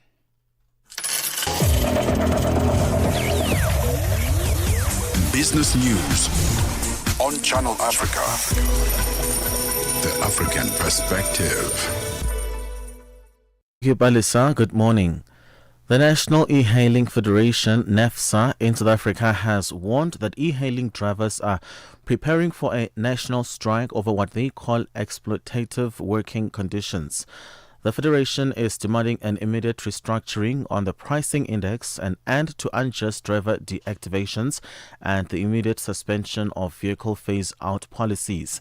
Commuters nationwide who make use of services such as Uber and Bolt have been urged to organize alternative transport.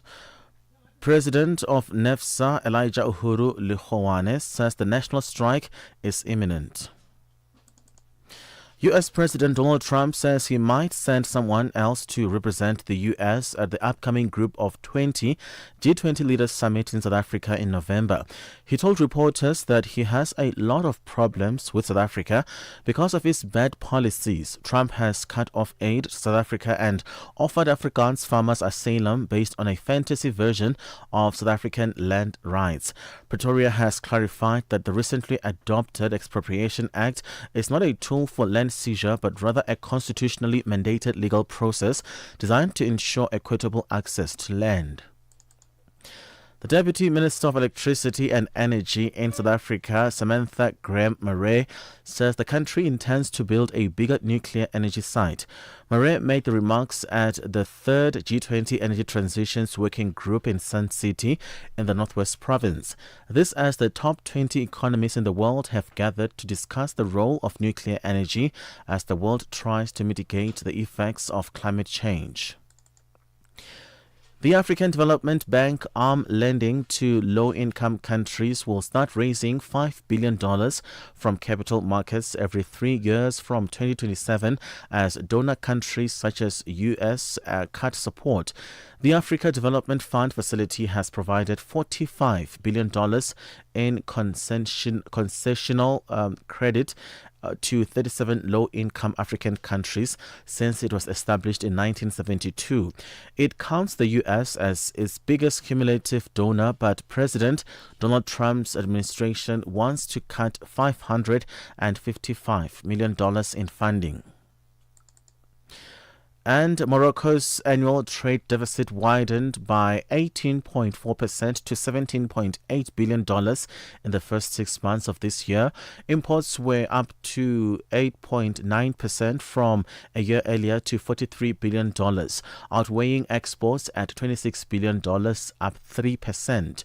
Morocco's automotive industry, which includes Stellantis and Renault factories, was the leading export sector at $8.4 billion, despite a 3.6% drop. Morocco also has the world's largest phosphate reserves and reported a 19% increase in exports of the mineral and its derivatives, including fertilizers, to $438 million. Let's have a look at financial indicators at this hour. $1 in Nigeria is trading at 1,000 Naira 529, Botswana 13 Pula 32, Kenya 128 shillings 62, Zambia 23 Kwacha 11. BRICS countries, $1 in Brazil is at 5 Real 58, Russia 81 rubles 61, India 86 rupee 92, China 71.18, South Africa 17 rand 91 cents. $1 is trading at 75 pence to the British pound, 87 to the euro. Taking a look at commodities, gold is at $3,323. Platinum at $1,381 per ounce. The price of Brent crude oil at $72.40 a barrel. For any business stories you'd like to share with us, please send us an email to newsroom@channelafrica.co.za, or you can call us on +27 11 714 4459. For Channel Africa Business, I am Chanduko Ligege.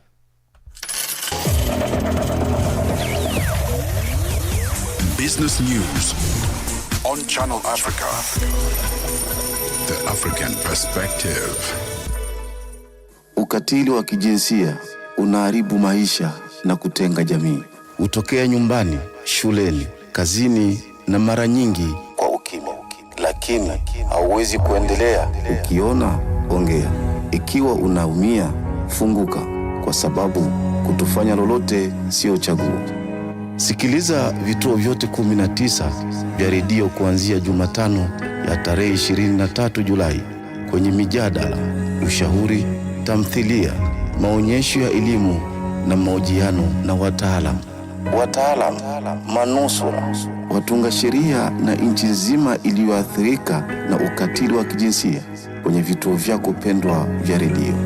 Piga simu 0800 428 ili kuripoti unyanyasaji au kupata msaada.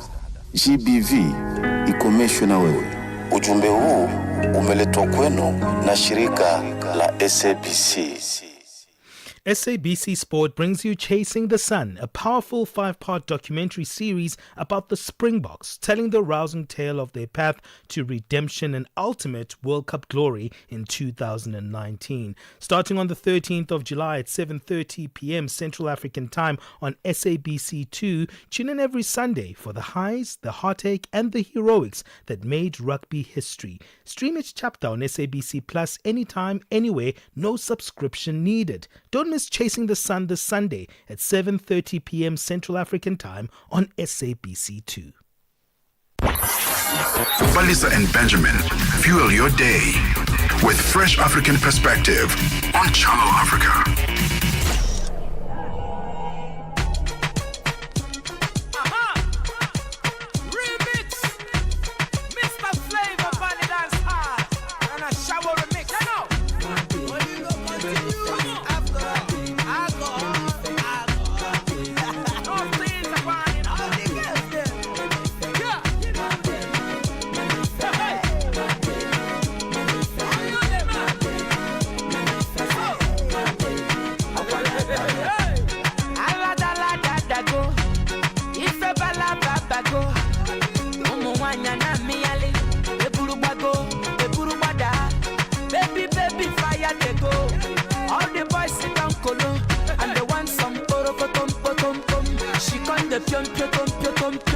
Waka waka baby, uru baby, corner baby, and I go tell my mama, and I go tell my papa, and I go tell am say, you be waka waka baby, you be chuku chuku baby, baby sawale, sawa sawa sawale, sawa sawa sawale. Pom pom, iporokotom.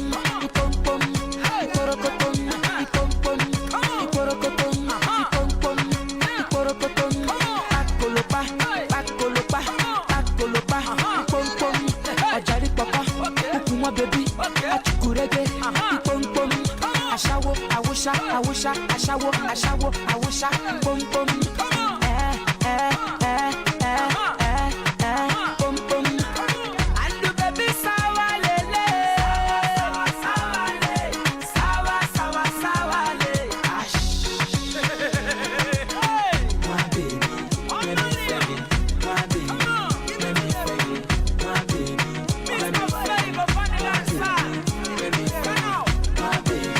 let me feel it. Let me feel it. My baby, let me feel it.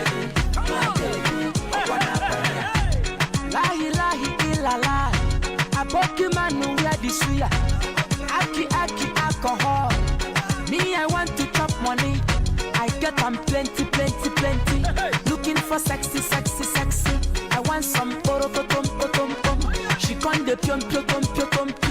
Waka baby, uru baby, corner baby. And I go tell my mama, and I go tell my papa, and I go tell am say, you be waka baby, you be chuku baby, baby sawale, sawa sawale, sawa sawale. Pom pom, iporokotom, pom pom, iporokotom, pom pom, iporokotom, pom pom, iporokotom,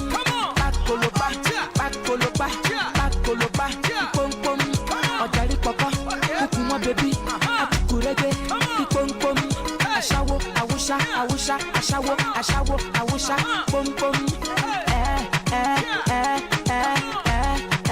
Boom, boom. And the baby sawa lele. Sawa le. Sawa, sawa, sawa le.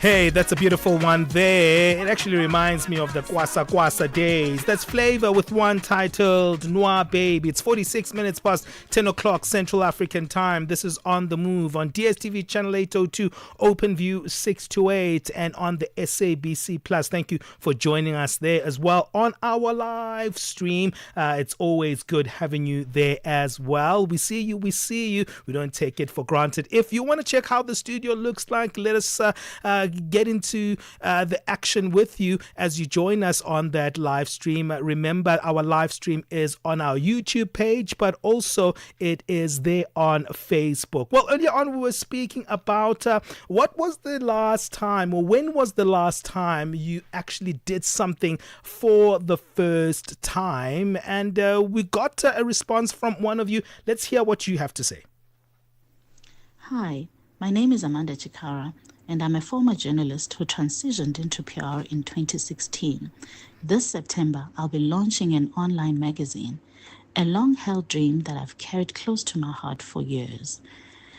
The magazine will focus on African stories, voices, and perspectives, a celebration of an Africa without borders.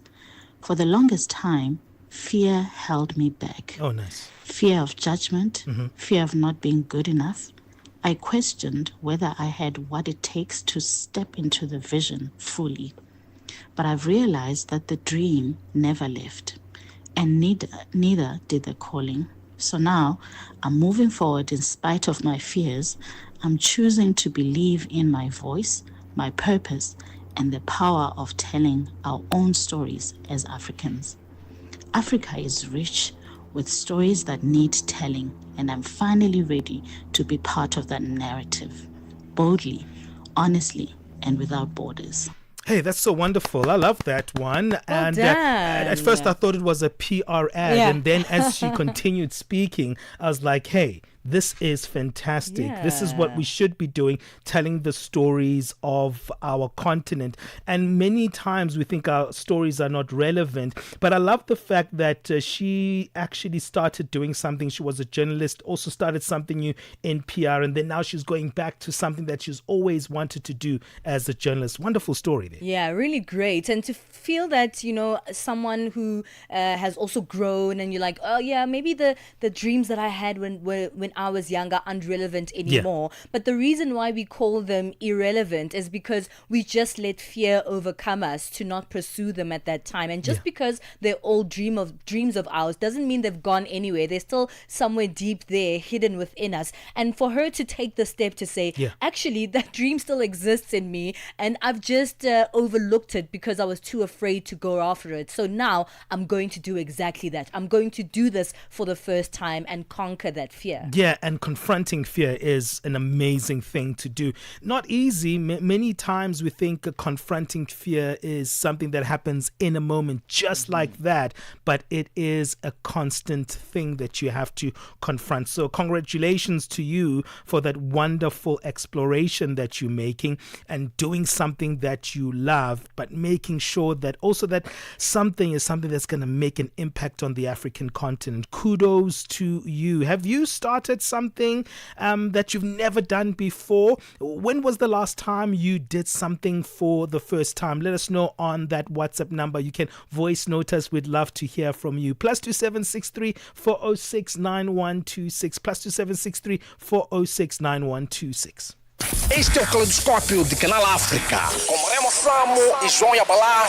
O surto da cólera em Angola tem causado grande preocupação, afetando já mais de metade das províncias do país. Simultaneamente, a Agência dos Estados Unidos para o Desenvolvimento Internacional, USAID, um dos maiores doadores mundiais de assistência humanitária, decidiu não priorizar os países com maior incidência de malária. Para discutirmos as causas do alastramento da cólera em Angola e os impactos dessa decisão da USAID, convidamos o Dr. Jeremias Agostinho, médico e mestre em saúde pública, para partilhar a sua visão sobre o tema. A doença, nesse momento, representa o maior risco de saúde pública que nós temos. Nos últimos anos, a nossa preocupação esteve sempre centrado com os casos de malária, os casos de tuberculose e também de infecção por VIH-Sida. A forma como, em pouco menos de 2 meses, os casos de cólera vêm aumentando, acaba por representar, nessa altura, um dos maiores desafios que o país tem. É expectável que, nesta fase, o número de casos venha a aumentar. De segunda a sexta-feira, das 20 às 21 horas locais, este é o Caleidoscópio de Canal África. Tune in and turn up the volume. This is Channel Africa.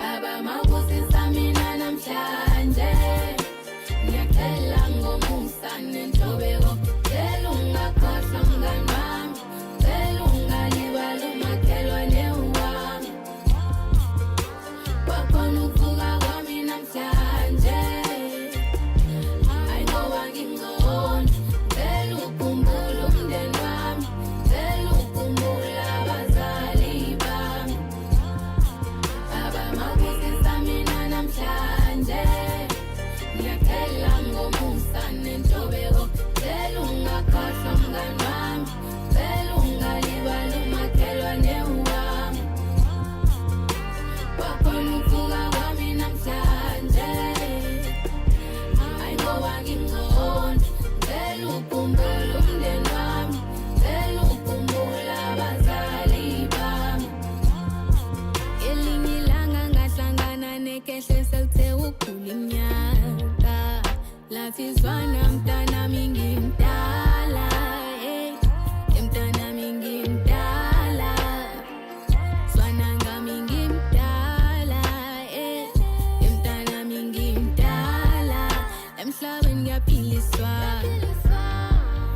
akhothile khothe emhlabeni amagata sawalingana mawunceda umoya uwekhulu ubuhlakani ukulula isandla nginobusiso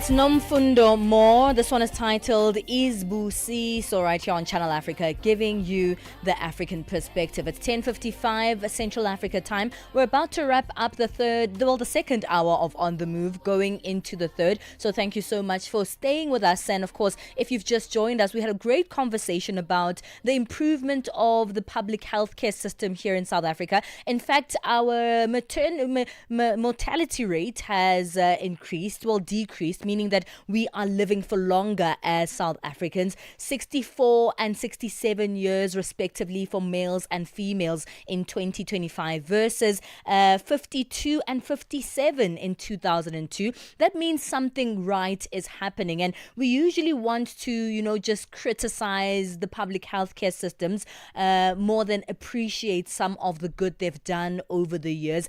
Yes, there are a lot of challenges that we're facing, and yes, those challenges have to be addressed, and complaining is important. We are the public after all as the African people, and we do need a certain amount of criticism to our public care systems because they should be working for us, and we should be working together to increase those public health systems. But when there is something right that's going on, it really is also important to acknowledge it, especially if it is for the betterment of the people, and we're seeing it in the numbers of our life rates here in South Africa. So let me know what you think about that particular one. We are still, though, speaking about our first hour story as well. If you've missed that one, we're finding out if you've been doing something for the first time. When was the last time you did something for the very first time? We've got a great message from one of you speaking about, starting a magazine that they've always wanted to start, or starting an online publication they've always wanted to start. There was a dream of theirs when they were younger that they just never took off, and now got the courage to do that. Let's hear more of your stories on the things that you are trying for the first time. Yeah, you can do that on our WhatsApp number, +2763 406 9126. That's where you can send us those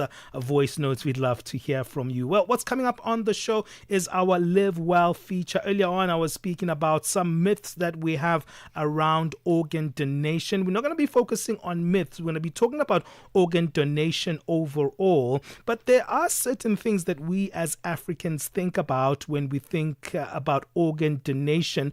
In many of our communities, there is a huge resistance due to our complexity. The complexity is around the interplay of our beliefs and the belief systems that we have, because our belief systems have a huge relationship with our bodies. Our bodies are very much a spiritual entity in how we see ourselves as Africans. So we don't really separate at times our body, our spirituality, and the afterlife. And there's so many of these concepts that we believe in, and we'll speak a little bit about those, but mainly we're going to also speak about what donating organs look like, but also donating organs in terms of how it makes a difference in our communities, in where we find ourselves, but also maybe debunk as well what we think the traditional ways in which we have seen, donation when it comes to organs. I know that we have come from a history where harvesting organs has been something that we think about a lot. We know that in our many cultures, there's a lot that's associated with organs when it comes to spirituality. So we'll unpack all of that, but from a medical perspective. We'll have our guests who join us, Samantha Nichols, Executive Director of Operation at Organ Donation South Africa. We also have Palesa Mokomele, who is the Head of Community Engagement and Communications at DKMS Africa. What have you heard about organ donation that maybe makes you like, you know what, I don't want to actually do this. It's not something that I would want to be involved in. I'm actually afraid, even going to a clinic or a hospital to find out more. Let us know on our WhatsApp number, +2763 406 9126. We're moving into the final hour of On the Move. It's 11 o'clock Central African time. Let's move on to find out the latest news. SABC News. The African Perspective. Top stories this hour: South Africa's President Cyril Ramaphosa, decisions challenged, and Greece defends detaining migrants from North Africa. Good morning, I am Nolutando Buthelezi. Ivory Coast President Alassane Ouattara has announced he will run for a fourth term in October's election. In a statement, the 83-year-old said that his health was not an issue and that his candidacy was driven by a need to preserve national stability amid ongoing security and economic challenges. Joe Willie Hodi reports. Ouattara argues a new constitution approved in 2016 reset his two-term limit, meaning he is allowed to stand. He will be the poll's frontrunner as several potential challengers have already been barred from the race. Yesterday, former Minister Tijane Thiam and other opposition leaders swiftly denounced Ouattara's decision to run. On the same day Ouattara announced his bid, authorities banned a peaceful protest planned for 7th August. Kenya's Democratic Congress Party, the DCP, Nairobi patron Irungu Nyakera has questioned President William Ruto and former Prime Minister Raila Odinga's push for the use of national identity cards instead of the official voter register in the 2027 general election. In a statement on Tuesday, Nyakera accused the two leaders of collaborating to rig the upcoming elections. He claimed that the shift from the official register to ID cards alone was part of a larger plan to influence the outcome of the vote. Foreign policy consultant in Kenya, Gordon Kachola. So already we are not where we need to be as a country as far as election preparedness is concerned. But that notwithstanding, claims to rig elections often come around during this particular hour because whenever we are going to elections, Kenya's elections are always very intense. But there is no any election that has never had claims of rigging. I heard him say that the president wants everyone to use an ID card instead of a voter's card to vote. Before you even participate in an election, you must confirm that you are Kenyan. How do you confirm that you are Kenyan? The presidency in South Africa has reacted to comments made by retired Chief Justice Raymond Zondo about the pain he felt when he had to swear in cabinet ministers who had state capture findings against them. Zondo was speaking on the sidelines of the South African Council of Churches Anti-Corruption Summit in Johannesburg last week when he made the remarks. The commission, which was established in 2018 and chaired by Zondo, exposed the rampant looting and capture of various state-owned enterprises. In the commission's final report, it called for further investigations and prosecutions of individuals involved in systematic reforms. Presidential spokesperson Vincent Magwenya says that the president is waiting for due legal processes to unfold. Former Chief Justice Zondo will appreciate that those individuals have rights accorded to them in terms of due process. What they've done correctly so is to exercise those rights by taking the report on review. And until such time those matters are concluded, the president could not take any punitive action against them, not appointing them as ministers when they qualify to be appointed as ministers on the basis of being implicated in the Zondo Commission report will have been punitive. International Relations Minister Ronald Lamola says that the replacement of expelled U.S. Ambassador Ibrahim Rasool in South Africa is at an advanced stage. Rasool was declared persona non grata by U.S. Secretary of State Marco Rubio in March, and there has yet to be a replacement announced by President Cyril Ramaphosa. But Lamola suggested an announcement was not too far off.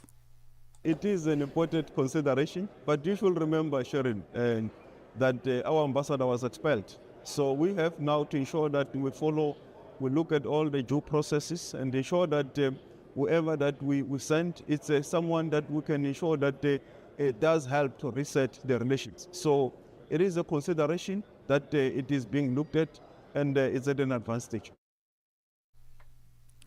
Greece has defended its decision to detain all migrants arriving on small boats from North Africa and to suspend their right to asylum. The move comes after hundreds of people landed on the island of Crete in just a few days. The BBC's Sarah Rainford has the details. The new Greek migration minister defended the measure, saying the government was dealing with an emergency and firm action was needed to deter more arrivals. He said the rights of migrants had to be weighed against the rights of Greek citizens, which were the priority, especially at the height of tourist season. The European Commission has told the BBC it is looking into the Greek measures, which were introduced for 3 months initially. To recap the top story now, the Constitutional Court in South Africa will today hear an urgent application lodged by the Umkhonto weSizwe Party to have President Cyril Ramaphosa reverse his decisions to place Police Minister Senzo Mchunu on a leave of absence and to establish a judicial commission of inquiry. For any news stories that you would like to share with us, please send an email to newsroom@channelafrica.co.za or call us on +27 11 714 4459. For Channel Africa News, I am Noluthando Buthelezi. SABC News. The African Perspective.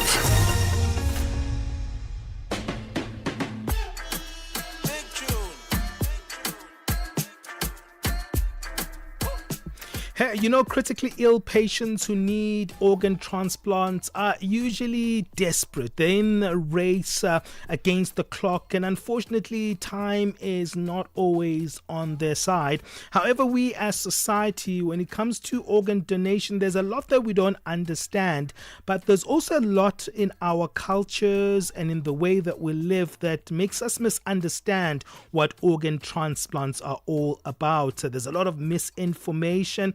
At times there are a lot of very much intrinsic beliefs that we have from our communities that we also hold dear. How do we navigate those? That's what we're going to be finding out today around organ donation. Samantha Nichols from Organ Donation South Africa will join us, and Palesa Mokomele from DKMS Africa will also help us to understand this and find out ways on how we can participate in this and also change our minds on how we think about organ donation.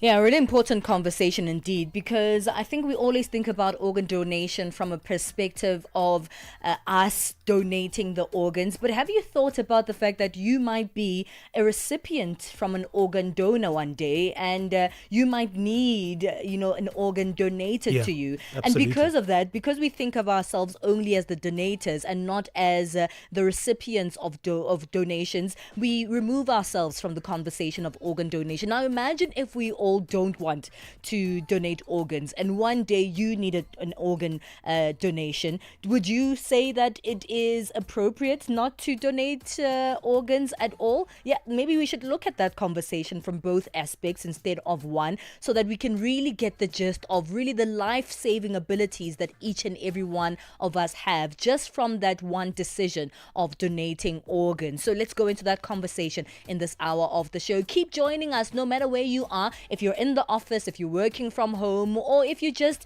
going about your day, maybe you're on leave as well. There's so many ways to tap into the Channel Africa family. You as the most important part of this family. www.channelafrica.co.za. Not only can you listen to us live on that platform, but there's a lot of content to see there. There's a lot of news to see there. And you can also catch up on the prime conversations that you might have missed through our podcast section. Click on the programs tab on our home page, navigate your way through the various shows here on Channel Africa, but click on the show. This is the show that you're looking for. This is On The Move, and under our show's details, that's where you can find our podcast. Make the Channel Africa circle bigger and share these details. It's the third hour of On The Move. Let's go. Hi there. Do you want to elevate your business and give it a voice in South Africa and Africa as a whole? Well, in that case, let Channel Africa make this a possibility. Channel Africa is willing to advertise your business for as little as 30,000 rands or $1,719.18. To get access to these great rates, send all requests to mukwenata@sabc.co.za.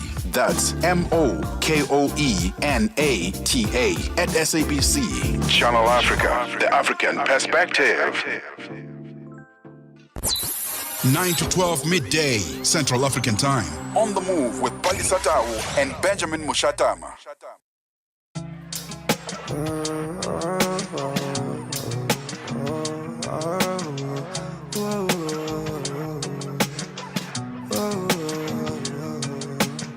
So many plans, now I didn't get those, you don't understand.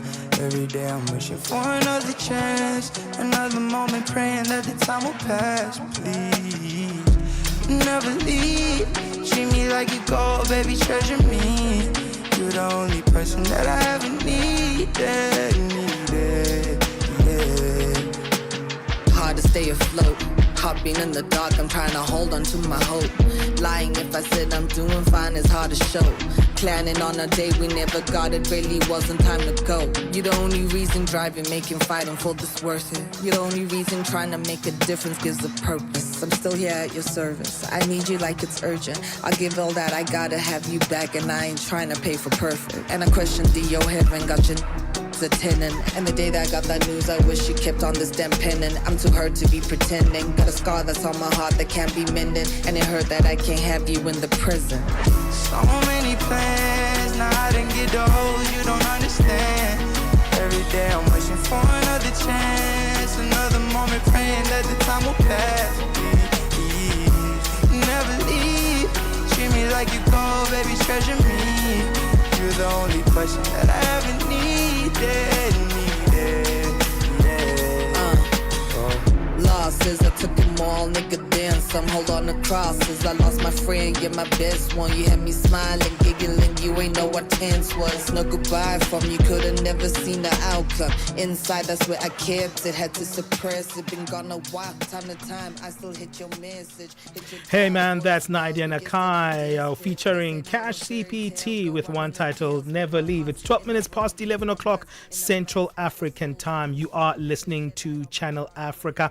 Thanks to those who are joining us on our live stream. Stephen Chandalal, I see you there. Caroline Zonzi, you are also there. Thank you for joining us and watching us there. Everyone else, let us know where you are listening to us from on that live stream. Well, critically ill patients who need organ transplants are in a race against the clock.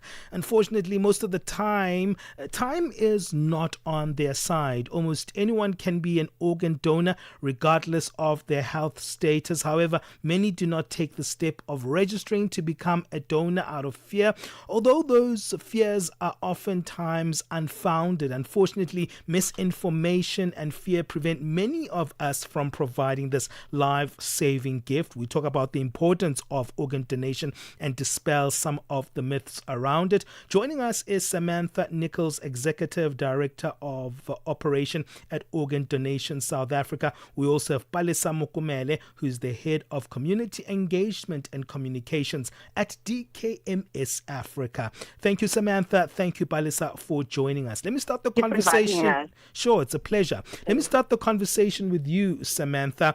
Let's talk about organ donation, organ transplants. Can you help us understand what it is? So really, organ donation and tissue donation is when you when they remove an organ or tissue from a donor, and it's implanted into a recipient to either restore their health or improve their quality of life. Okay, tell us a little bit more, because when you do donate, many people don't know what kind of organs you can donate, what part of your body you can donate. Could you help us understand that? Absolutely. So you can donate your heart, your lungs, your liver, your kidneys, and your pancreas. Obviously, when you are deceased, when you pass away one day, it has to be in a very specific situation. Normally, you need to have been in a car accident or had to have some sort of traumatic death to land up in a hospital, on a ventilator, so that your organs are still viable.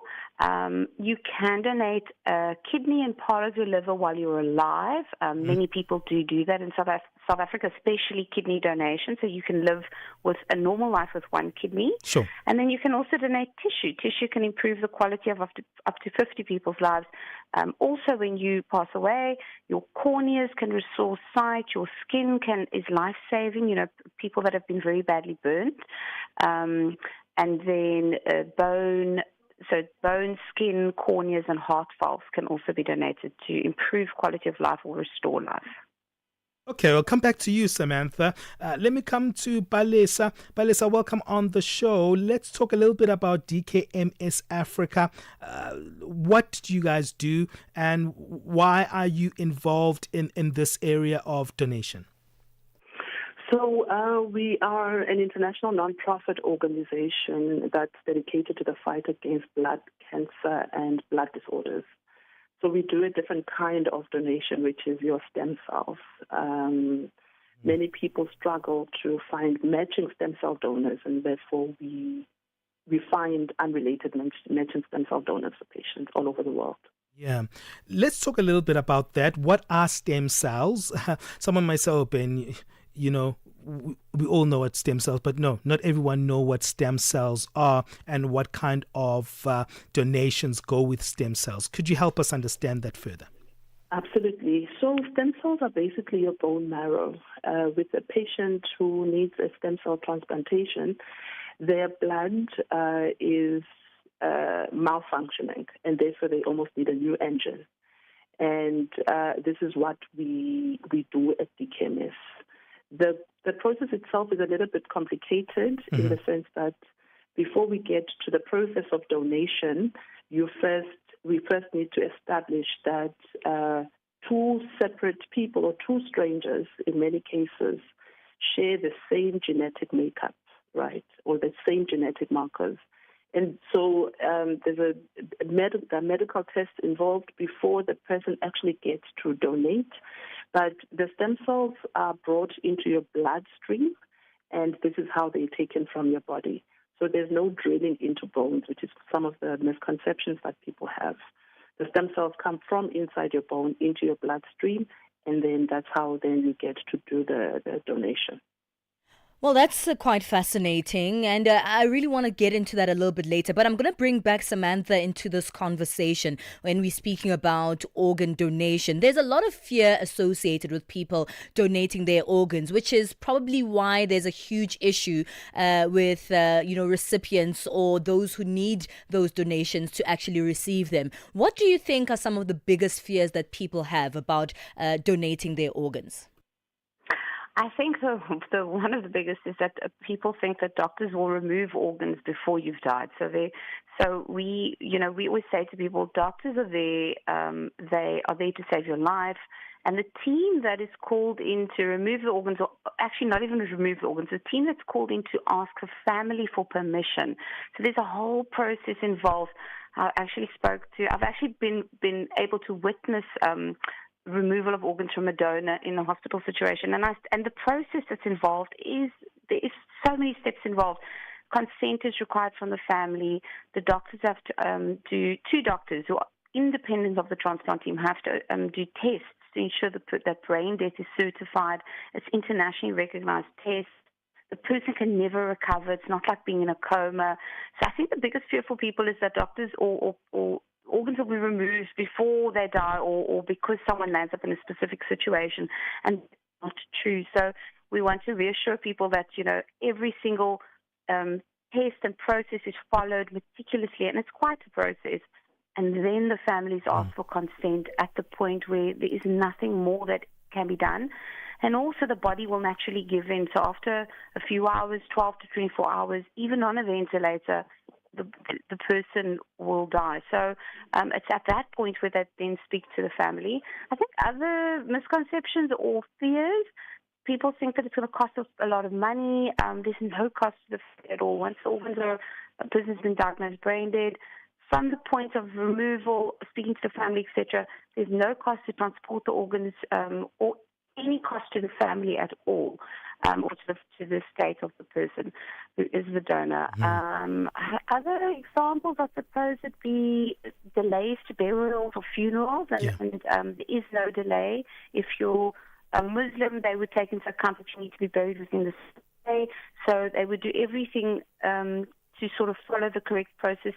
So if there's something that your religion or culture, specifically, if you need to be buried the same day or whatever it may be, they will make sure that they adhere to those things. And so I think those are the biggest misconceptions around or fears around organ and tissue donation. All right, we'll speak more on this, Samantha and Palesa. Stay there on the line. We're speaking to Samantha Nichols, Executive Director of Operation at Organ Donation South Africa, Palesa Mokomele, Head of Community Engagement and Communications at DKMS Africa. We'll continue to debunk what we think about organ donation, but also more importantly, learn a little bit more.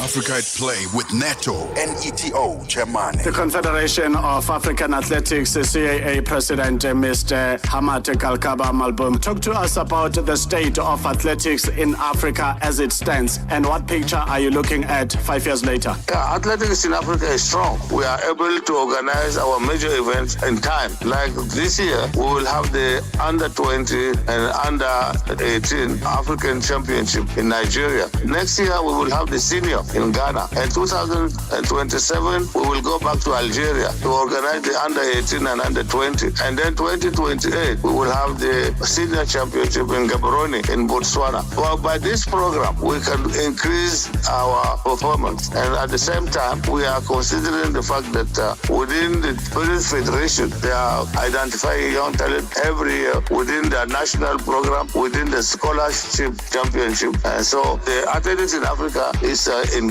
good standard. Live every Saturday and Sunday from 2 to 5 p.m. Central African Time.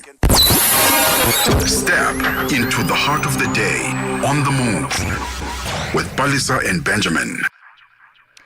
We're talking about the importance of organ donation and dispelling some of the myths and misconceptions about it. Still joining us on the line is the Executive Director of Operation at Organ Donation South Africa, Samantha Nichols, as well as Palesa Mokomele, Head of Community Engagement and Communications at DKMS Africa, who deal with stem cell donations. I'm going to come back to you, Samantha. People aren't as afraid as we think we know. In fact, there's also a large problem that is, directly affecting the organ donation process. And these are illegal organ donations. You said a little bit earlier that there are some of those organs that we can donate while we are alive and can still continue to live a healthy life. How does the illegal trade of organ donation really affect the organ donor industry? So we aren't aware of any sort of illegal trade in South Africa. We also aren't involved in any of the medical side of things. Our job as an organization is to create awareness and educate the public, but we know there's very strict processes in place. For example, if you want to donate a kidney to a loved one or a friend, the process has to be approved by the Department of Health, and it goes right up to the Minister of Health for approval. We know this because we're at the moment assisting with building a system to sort of make it an electronic process for living donation. So we know that it's such a big process that has to be followed in terms of applications, approval, making sure the person is healthy enough to donate, sound enough in terms of their mind so that they know what they're doing, no money exchanging hands, so it's not an illegal process. So we know that in terms of the processes that are followed, it's a very strict process. And we aren't aware of any, and it doesn't really affect in the work that we do. Yeah. We have never been approached by the public saying, I'm scared to donate because I've heard there's illegal trade, etc. So I think that in itself is not something that would stop people from donating. The one thing that people always say to us, I just didn't know how to do it. Yeah. So it's about education, it's about awareness, and really just making people aware of how easy the process is. People think it's tests that you have to undergo. You're talking to DKMS. We don't even have tests that you need to do to become an organ donor. All you need to do is sign up on our website, talk to your family, and let them know that your wish is to be an organ donor. It's such a simple process, and that's the sort of issues we have in terms of awareness and education. Yeah, I was actually saying earlier that many of us think of the conversation of organ donation from a perspective of ourselves donating the organs. And of course, that's where the fears and the misconceptions come in. And we're like, yeah, I'm not sure if I want to donate or not. But on the other side, we ourselves never think of ourselves as one day needing to be a recipient of an organ. Absolutely. So how many people are currently waiting for an organ transplant, and how long do they typically have to wait? Because we need to realize that it's not just about us donating the organs, but one day we may need to be recipients of organs ourselves. Absolutely. So waiting lists are between 3,500 to 4,300 adults and children. Lots of kids waiting. Sure, that's a lot. The biggest number of patients or biggest group of patients is for kidneys. Kidneys in South Africa, African people are more pre-genetically disposed to kidney failure. There's an increase in lifestyle diseases, diabetes and hypertension, which leads to kidney failure. So there's a lot of preventative education that's needed in terms of looking after yourself to prevent yourself needing a kidney. The reality is there aren't enough living donors. A lot of people are very scared to come forward and donate a kidney to their loved ones or family members or friends. They don't know enough about it. So the patients who wait on the waiting list for a kidney transplant, although they can receive dialysis treatment, but there are not enough dialysis facilities in the government sector. So some people are turned away and sent home to die because they just can't help everyone. Yeah. Patients can wait 5 to 12 years for a kidney transplant if they don't have a living donor. With hearts and lungs and other organs, it's a really just if the person is in a dire need of a heart, so say for instance their heart function is at X%, so 40% or 10%, they will die if they don't receive the organ in time. Okay. So it really depends on the organ and the matches between donor and recipient. But for a kidney, they can wait many, many years for a kidney transplant. All right, let's come back to you, Palesa, in terms of stem cell donation. How does it work? Is it the same as donating any other organs, or is it different? No, it's quite different. So the process starts off with swabbing the inside of your mouth, which we courier to you wherever you are. And once you've completed that, you go into a registry, which is a global registry. And you only get to donate your stem cells once you have been identified as a matched stem cell donor. And this is usually triggered by a patient matching your genetic markers. And then the process begins, where then you start to do tests to determine whether you have any illnesses, because whatever stem cells are given to the patient, so whatever illnesses the donor has, the patient will also get them if these tests are not done. So these are super important. And then the process is done in a private facility, and it's a little bit complicated, but I think what we've found to be extremely beneficial is really in contact education and awareness at universities, different corporates, because we have managed to grow the registry, particularly among Black people, because this is where we see the lowest rates in terms of education and awareness. So I think the willingness to acquire information is there from communities. People want to help out, we South Africans. Yeah. But the challenge with our organizations is that we need to really ramp up the education and awareness and make these more conversational lifestyle conversations that not only just debunk the myths, but also just it's a conversation. What happens if one of us needs an organ or one of us needs help and they can't necessarily get help from one of us? How do we rely on strangers, and what can we do to also play it forward? That's the biggest challenge. Yeah, and some people are of the view that stem cell donation is painful and they're not eligible to donate. Who can donate, and is it a painful experience?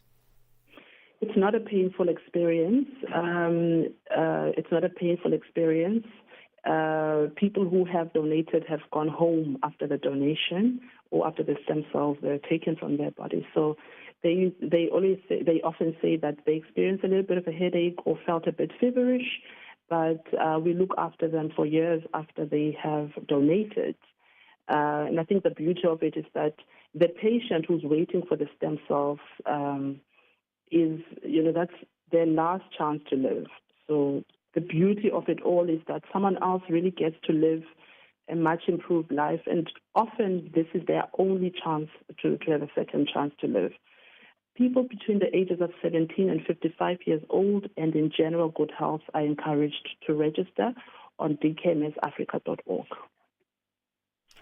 Well, thank you so much to both of you for your time. I think this is quite informative, and hopefully more and more people realize the importance of donating organs, and also realize the importance that they may one day also be in need of, stem cells or organs. And so it's important for each one of us to make that decision. Thank you so much for your time. Thank you very much. Thank you for having us on the show. That's the Executive Director of Operation at Organ Donation South Africa, Samantha Nichols, as well as Head of Community Engagement and Communications at DKMS Africa, Palesa Mokomele, speaking to us about organ donation. Is that something you're considering to do, especially after this conversation? Have we busted some of those myths that you might have had or misconceptions you might have had that can allow you now to go ahead and sign up as an organ donor? It's 11:31 Central Africa time. Musibudi Makura is back with our latest sports news. Sports on Channel Africa. The African perspective. Thank you so much, Palesa. Very good morning once again from the sports desk. A lone long-distance sensation, Thabang Moisago, says training alone has given him the freedom as well as the clarity he needed to perform at the best of, at his best, should I say, at the Athletics South Africa Road Running Championships over the weekend. The South African reclaimed his national under 21 and 21-kilometer title in a time of 1 hour, 2 minutes and 47 seconds, running in the colours of Athletics Central Northwest. Moisago also repeated the triumph he achieved back in 2023. The 30-year-old previously expelled from the Inkamva Athletics Club in Gqeberha in the Eastern Cape Province by former National Coach of the Year Mike Mahambeni, who left him coachless. Now, but the setback proved to be a blessing in disguise. Thabang saying that he's confident in his ability now to prepare for races independently without any coaches. I think training alone, it's a relief. I've been down and up, down, up, so I'm used to this thing. I think I know running. I know what to do to be fit. Now, the Northwest Province athlete says regaining the title has done wonders for his confidence heading to the rest of the season. So with the 2 national half marathon titles under his belt now, he believes the victory has reignited his self-belief after a tough 2023. 2023, it was a rough patch for me, but I'm happy for my comeback. I don't know whether it's yet a comeback, but I'm really impressed. I can see the way forward, even though I've been trying to run the upsides, but I couldn't deep sub 28. But today I think I'm going to have that confidence again. On to this now, the South African Sports Confederation Olympic and Paralympic Committee will establish a strategic task force in light of the unexpected reduction in sport funding allocations by the Department of Sports, Arts and Culture. Now, the SASCOC President Barry Hendricks confirmed that the organisation had already initiated discussions with the department to seek clarity on the grant cuts affecting both national federations as well as SASCOC's own operations. He says the cuts will derail the current upward performance trajectory of all the national teams as well as individual athletes. The strategic task force will also lead engagements with the Sports Minister Gayton McKenzie as well as key stakeholders to advocate for support to protect the interest of athletes, federations as well as a broader South African sporting community. In football news now, Madagascar, officially known as the Berea, returns to the Total Energies CAF African Nations Championship tournament with high expectations following their remarkable debut in 2022. So guided by the technical expertise of their coach, the Berea aim now to build on the bronze medal achievement and also take another step towards continental glory. With a blend of youthful talent as well as fast technical playing style, the team has already leaving nothing to chance, as they're hoping to, of course, to make it a good performance for Africa's premier domestic league player tournament. Madagascar secured their spot at CHAN 2024 with a confident display against Eswatini. A 2-0 home victory in the first leg set the tone, and despite a narrow 1-0 loss in the return leg, the Madagascan side advancing on aggregate to book their place in the upcoming tournament that officially gets underway this weekend on the 2nd of August, a tournament co-hosted by Kenya, Uganda as well as Tanzania. And finally, India head coach Gautam Gambhir has been involved in a confrontation with Surrey ground staff during a training session before Thursday's fifth and final test match against England at the Oval. So video footage from that net session shows Gambhir pointing his finger at Lee Fortes, who's Surrey's head of ground staff, and the India coach can also be heard shouting, and I quote, "You can't tell us what to do, and you're just a groundsman, nothing beyond." Now, speaking in the news conference after that confrontation, India's batting coach, who was also present during the incident, said the coaches were inspecting the wicket for the test match and were also asked to move away.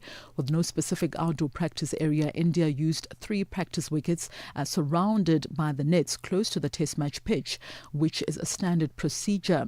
Now, the incident is the latest in a heated as well as competitive series between the two sides, with the 4th test at Old Trafford ending with England refusing to shake the hands of the England players following that draw out at the Oval. It's a wrap from the sports desk at this hour. For any sports stories you'd like to share with us, our email address is newsroom@channelafrica.co.za or call us on +27 11714 4459. For Channel Africa Sport, I am Musibudi Makura. Sports on Channel Africa. The African perspective. The Morning Switch Weekend with the Shy Guy. Madzuka kwanji nonse, Zukani, the Shy Guy, a Morning Switch. Have you ever listened to a song and then it gives you goosebumps? Because it takes you way back in the 80s. My goodness. Yay. Woo. Hey, baby. You hear Yvonne Chaga Chaga there. I want to talk to the DJ. And then the DJ goes like, hey, baby, I've got you on the other side. Huh? There were no WhatsApps then, right? There were no sliding in the TMs at the time. Oh, man. Your weekend mornings are activated with the Shy Guy on the Morning Switch. Get set and be ready to go. On the move with Palesa and Benjamin Moshatama. Thank you, Musibudi. Let's move on. Chandu joins us. That's Chandu Goligege, who's going to give us the latest business news.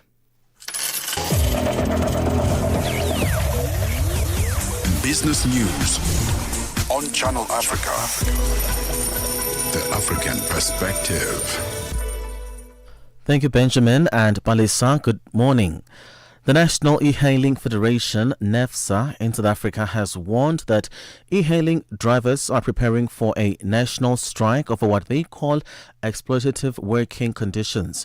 The federation is demanding an immediate restructuring of the pricing index, an end to unjust driver deactivations, and the immediate suspension of vehicle phase-out policies. Commuters nationwide who make use of services such as Uber and Bolt have been urged to organize alternative transport. President of NEFSA, Elijah Uhuru Lehoane, says the national strike is imminent. The reason we're talking about the national shutdown is because of a 35% drop in fares since 2016 to now. We are talking about the deactivation of our drivers from the platform without due process being undertaken. We are talking here about the phasing out of our vehicles, like 5 years old, despite the fact that those vehicles are still under installment payments. U.S. President Donald Trump says he might send someone else to represent the U.S. at the upcoming Group of 20 G20 Leaders Summit in South Africa in November. He told reporters that he has a lot of problems with South Africa because of its bad policies. Trump has cut off aid to South Africa and offered Afrikaans farmers asylum based on a fantasy version of South African land rights. Pretoria has clarified that the recently adopted Expropriation Act is not a tool for land seizure but rather a constitutionally mandated legal process designed to ensure equitable access to land. London-listed Endeavour Mining and 2 other gold producers have agreed to migrate to Mali's new mining code. The code, which raises taxes and seeks to hand over big stakes in mining assets to the state, sparked bitter dispute with mining companies after it was implemented in August 2023, helping drive Mali's gold output down 23% last year to 51 metric tons. Finance Minister Aluseni Sano and the Minister of Mines announced the new Memorandum of Understanding with Somika SA, which is 80% owned by Endeavour and 20% by the Malian state Fabola Gold and Bagama Mining. No terms of the deals were disclosed. The Deputy Minister of Electricity and Energy in South Africa, Samantha Graham Murray, says the country intends to build a bigger nuclear energy site. Murray made the remarks at the 3rd G20 Energy Transitions Working Group in Sun City in the Northwest Province. This as the top 20 economists in the world have gathered to discuss the role of nuclear energy as the world tries to mitigate the effects of climate change. Murray elaborates. South Africa was one of the founding members of the International Atomic Energy Agency. We're one of the foremost nuclear countries in the world, but we've fallen behind on our nuclear program. So one of the side events that we'll be attending today is the launch of an African energy document by the IAEA, looking at the various countries that are in various stages of implementation of nuclear on the continent, including Egypt, which they're busy building 4 nuclear reactors. But as South Africa, we still have, in terms of our energy goals, we still have a desire to build a bigger nuclear energy side. Morocco's annual trade deficit widened by 18.4% to $17.8 billion in the first 6 months of this year. Imports were up 8.9% from a year earlier to $43 billion, outweighing exports at $26 billion, up 3%. Morocco's automotive industry, which includes Stellantis and Renault factories, was the leading export sector at $8.4 billion, despite a 3.6% drop. Morocco also has the world's largest phosphate reserves and a reported 19% increase in exports of the mineral and its derivatives, including fertilizers, to $438 million. Let's have a look at financial indicators. $1 in Nigeria is trading at 1,000 naira, 529, Botswana 13 pula 22, Kenya the dollar is at 128 shillings 62, Zambia 23 kwacha 11. BRICS countries, $1 in Brazil is at 5 real 58, Russia 81 rubles 61, India 86 rupee 92, China 71.18, South Africa 17 rand 91 cents. $1 is 75 pence to the British pound and 87 to the euro. Looking at commodities, gold is at $3,323, platinum at $1,381 per ounce. The price of Brent crude oil $72.40 a barrel. That is all from me. For any business stories you'd like to share with us, please send us an email to newsroom@channelafrica.co.za, or you can call us on +27 11 714 4459. For Channel Africa Business, I am Chanduko Ligege.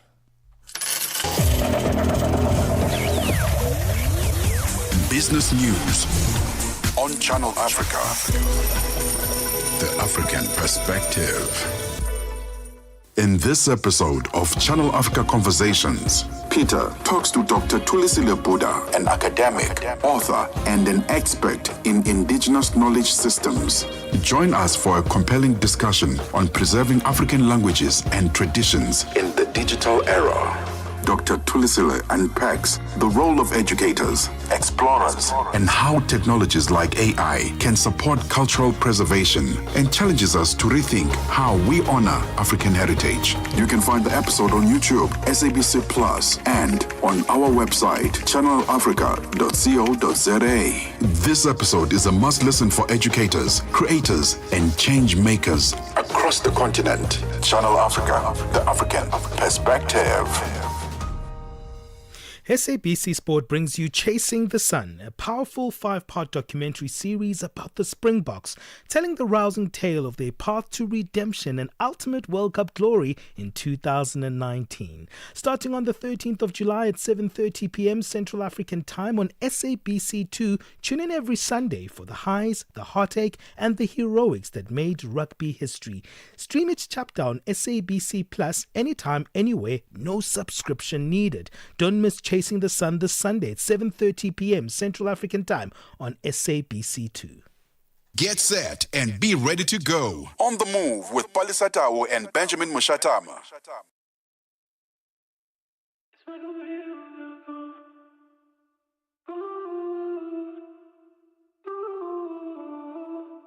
When I'm in my car, the radio's on. Windows down, the music is up. This is the life of me. Nothing to worry about. Whoa. Riding with my friends downtown we go. We missed our turn, oh no. I guess we keep on going, you know. Oh, you never know what we will find tonight. Love is in the air, and tonight we just don't care. I know we only have the night, so let's do this and make it right. Take me to the ocean. Everybody got motion, and I'm feeling this notion. 'Cause love is a potion.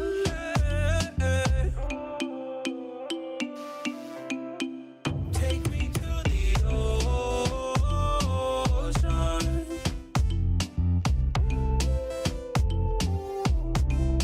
Oh, skip it down.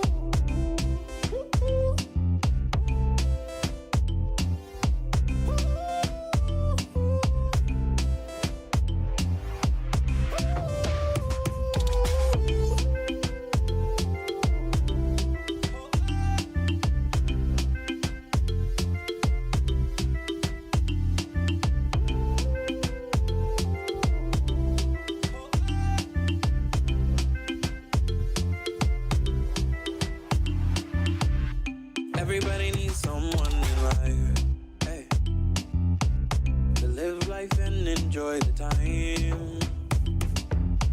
So all the boys and girls come down tonight.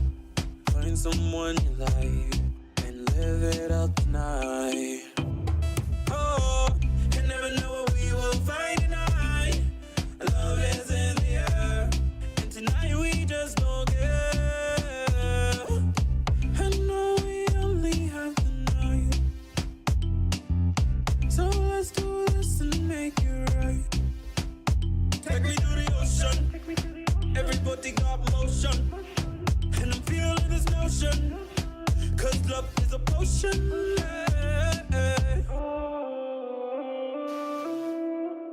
Take me to the ocean.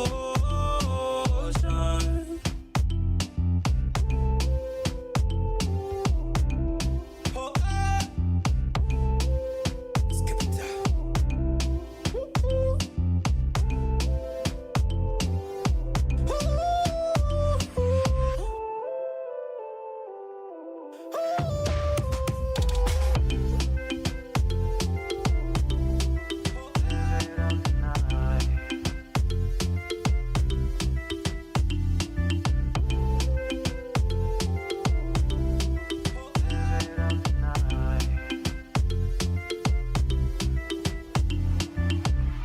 Everybody needs someone in life, hey, to live life and enjoy the time. So all the boys and girls come down tonight. Find someone you like and live it up tonight.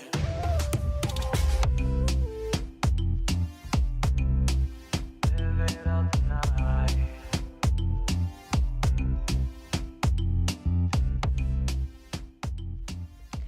This is L Boy, and this one is titled Ocean. It's 11:48 Central Africa time. You're tuned in to On the Move right here on Channel Africa, and we certainly are moving things right along. Time flies when you're having fun, and hopefully you've been engaging with us on all our platforms. We are still live on Facebook and on YouTube. Find us on Facebook, we are simply Channel Africa there, and on YouTube we are at Channel Africa 1. You get to see what we're up to here in our studios. If you're a regular visitor to our live stream, you'll see things are looking a little bit different in the studio. So yes, I love the fact that you would be able to recognize that if you're always on our streams. But even if you're not, you're always welcome. Everybody is part of the Channel Africa family, and you are the most important part of that family. It's almost 11:50 Central Africa time. Before we wrap things up, let's take a short break. We'll be back.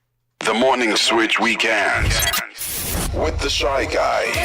Matuka Wanji Nonse, Zukani, the Shy Guy, a Morning Switch. Have you ever listened to a song and then it gives you goosebumps? Because it takes you way back in the 80s. My goodness. Hey, baby. You hear Yvonne Chaga Chaga there. I wanna talk to the DJ. And then the DJ goes like, hey baby, I've got you on the other side. Huh? There were no WhatsApps then, right? There were no sliding in the DMs at the time. Oh man.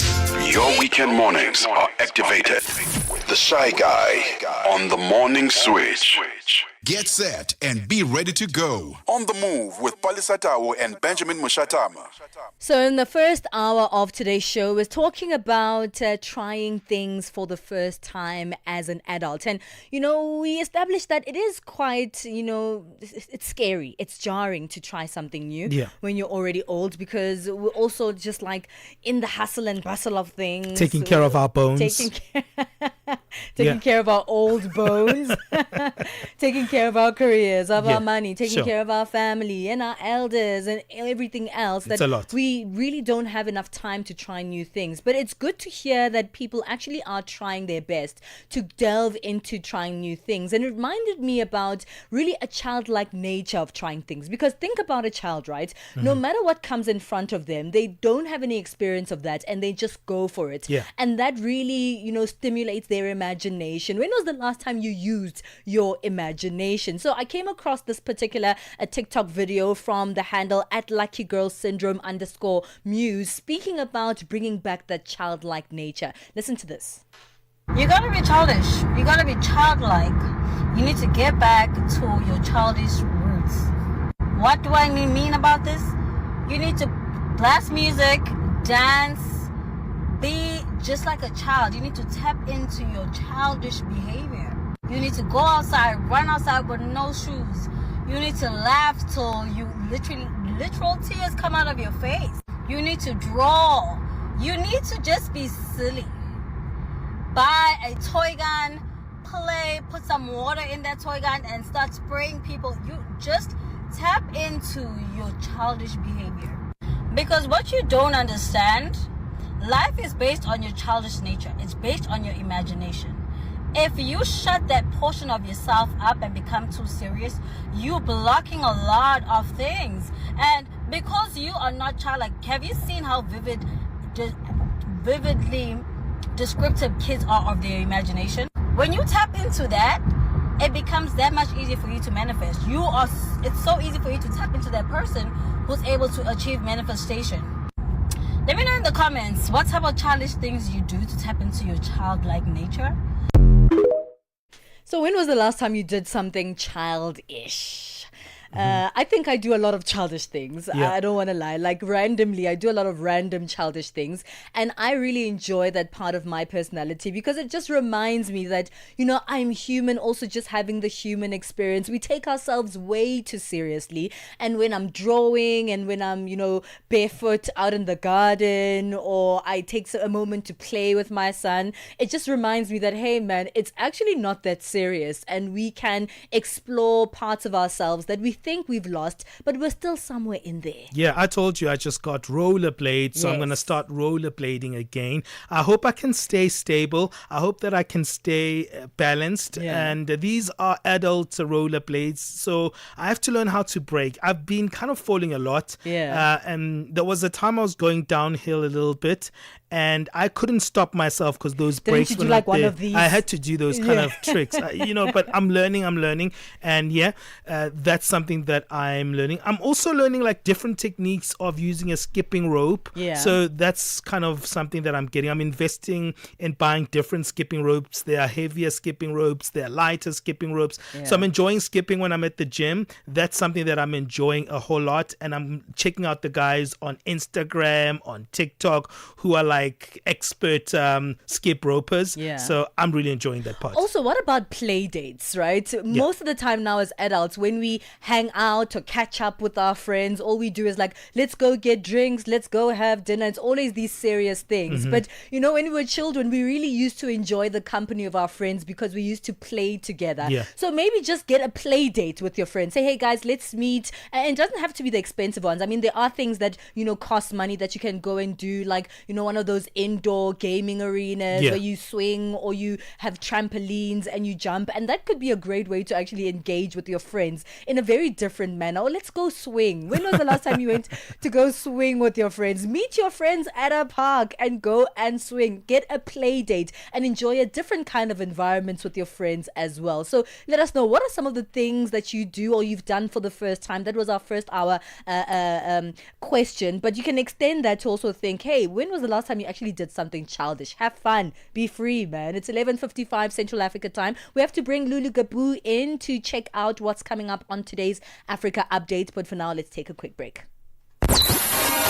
Step into the heart of the day on the move with Palesa and Benjamin.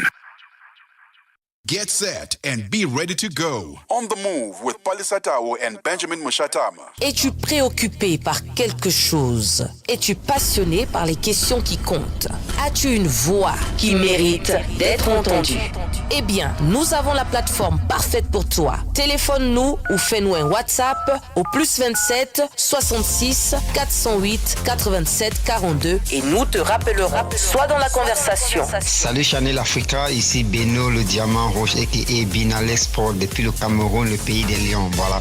Sois dans la conversation. Il ne s'agit pas seulement de parler, mais c'est ta chance d'exprimer ton point de vue, de partager tes opinions et de t'engager avec une communauté qui valorise ton avis. Suivez-nous sur les réseaux sociaux, visitez notre site www.channelafrica.co.za et préparez-vous à partager vos points de vue sur Channel Africa, la perspective africaine. Get set and be ready to go. On the move with Palesa and Benjamin Moshatama. Hey Lulu, thank you for joining us. What can we expect from the Africa Update? Well, it is a happy Wednesday, happy hump day, hey? Yes. What's up with the hump day? I always want. I have just to Google midweek. it. It's Okay, just, yeah. I have to It's all Google what the about hump So it's means. the hump, It's like the hump, in the just middle of the the- week. you know, You're now on the other side. Oh, okay. Almost. Cool. Yeah. All right. So today on Africa Update, we're going to be focusing on the DRC with critics accusing President Tshisekedi of the DRC of not wanting peace, especially after agreements were signed with by the United States and Qatar, with the treason trial of former President Joseph Kabila having started in Kinshasa. So there's a lot going on that some critics are just highlighting and pointing out that it doesn't seem like the president wants peace. We're going to be unpacking that with Kabasu Babu Katulondi, who's a Congolese writer and democracy activist. And then also, when we come back to a big story, it is World Human Trafficking Day today. We are going to be focusing on just the African continent. It's not, actually, it's not even about the African continent. It's just a global phenomena that we are facing.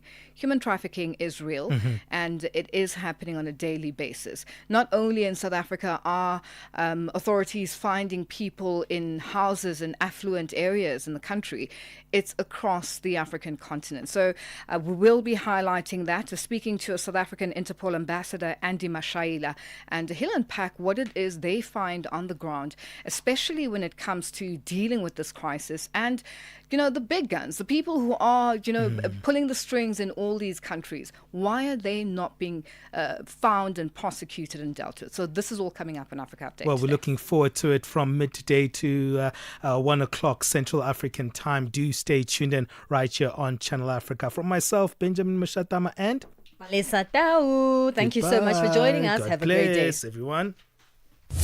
Parlez-vous couramment le français? Êtes-vous passionné par la radio?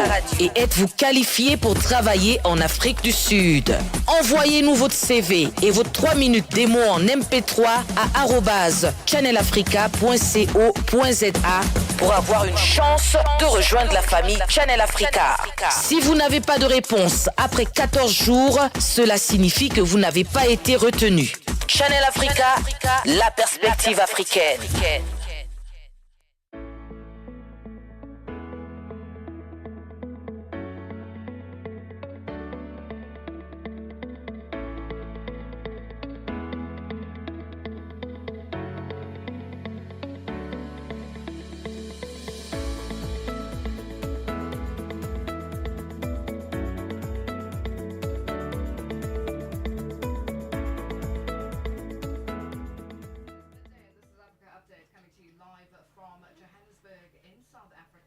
On Channel Africa from an African perspective. I'm Lulu Gabu. I'm in studio with Matabelo Mohapi, Figile Lingwati, and Tabiso Lehoko. Coming up in the summer. I believe that there is a lot of synergies with the Pan-African Parliament, in that the Pan-African Parliament is also a house that is seeks to represent the views of ordinary citizens on this continent. Landmark Memoranda of Understanding signed at the Pan-African Parliament. We're all aware that there's an urgent need for new antimalarials, which will need to replace antimalarials for which drug resistance is emerging. And the 3-day 10th annual Southern Africa Malaria Research Conference began this week in South Africa. But first up, the news with Matabelo Mohapi and our sports headlines with Figile Lingwati. SABC News. The African Perspective. Thank you, Lulu, and good afternoon. Starting off with this story, Kenya's Democratic Congress Party DCP Nairobi patron Irungu Nyakera has questioned President William Ruto and former Prime Minister Raila Odinga's push for the use of national identity cards, IDs, instead of the official voter register in the 2027 general election. In a statement on Tuesday, Nyakera accused the two leaders of collaborating to rig the upcoming elections. He claims that the shift from the official register to ID cards alone was part of a larger plan to influence the outcome of the vote. Foreign policy consultant in Kenya, Gordon Kachola. Ouattara argues a new constitution approved in 2016 reset his two-term limit, meaning he is allowed to stand. He will be the poll's frontrunner as several potential challengers have already been barred from the race. Yesterday, former Minister Tijane Thiam and other opposition leaders swiftly denounced Ouattara's decision to run. On the same day Ouattara announced his bid, authorities banned a peaceful protest planned for 7th August. Meanwhile, Ivory Coast President Alassane Ouattara has announced the will to run for a fourth term in October's election. In a statement, the 83-year-old said his health was not an issue and his candidacy was driven by a need to preserve national stability amid ongoing security and economic challenges. Onto this now, the presidency in South Africa has reacted to comments made by retired Chief Justice Raymond Zondo about the pain he felt when he had to swear in cabinet ministers who had state capture findings against him. Zondo was speaking on the sidelines of the South African Council of Churches Anti-Corruption Summit in Johannesburg last week when he made the remarks. The commission, which was established in 2018 and chaired by Zondo, exposed the rampant looting and capture of various state-owned enterprises. In the Commission final report, it called for further investigations and prosecutions for individuals involved in the involved and systematic reforms. President spokesperson Vincent Magwinya says the president is waiting for due legal process to unfold. So already we are not where we need to be as a country as far as election preparedness is concerned. But that notwithstanding, claims to those individuals have rights accorded to them in terms of due process. What they've done correctly so is to exercise those rights by taking the report on review. And until such time those matters are concluded, the president could not take any punitive action against them, not appointing them as ministers when they qualify to be appointed as ministers on the basis of being implicated in the Zondo Commission report will have been punitive. And Greece has defended its decision to derail all migrants arriving on small boats from North Africa and to suspend their right for asylum. The move comes amid hundreds of people landed on the island of Crete in just a few days. The BBC's Sarah Rainsford has the details.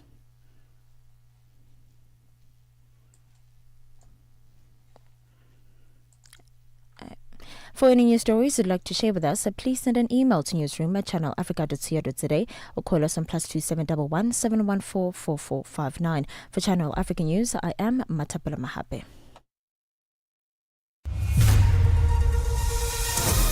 SABC News. The African Perspective.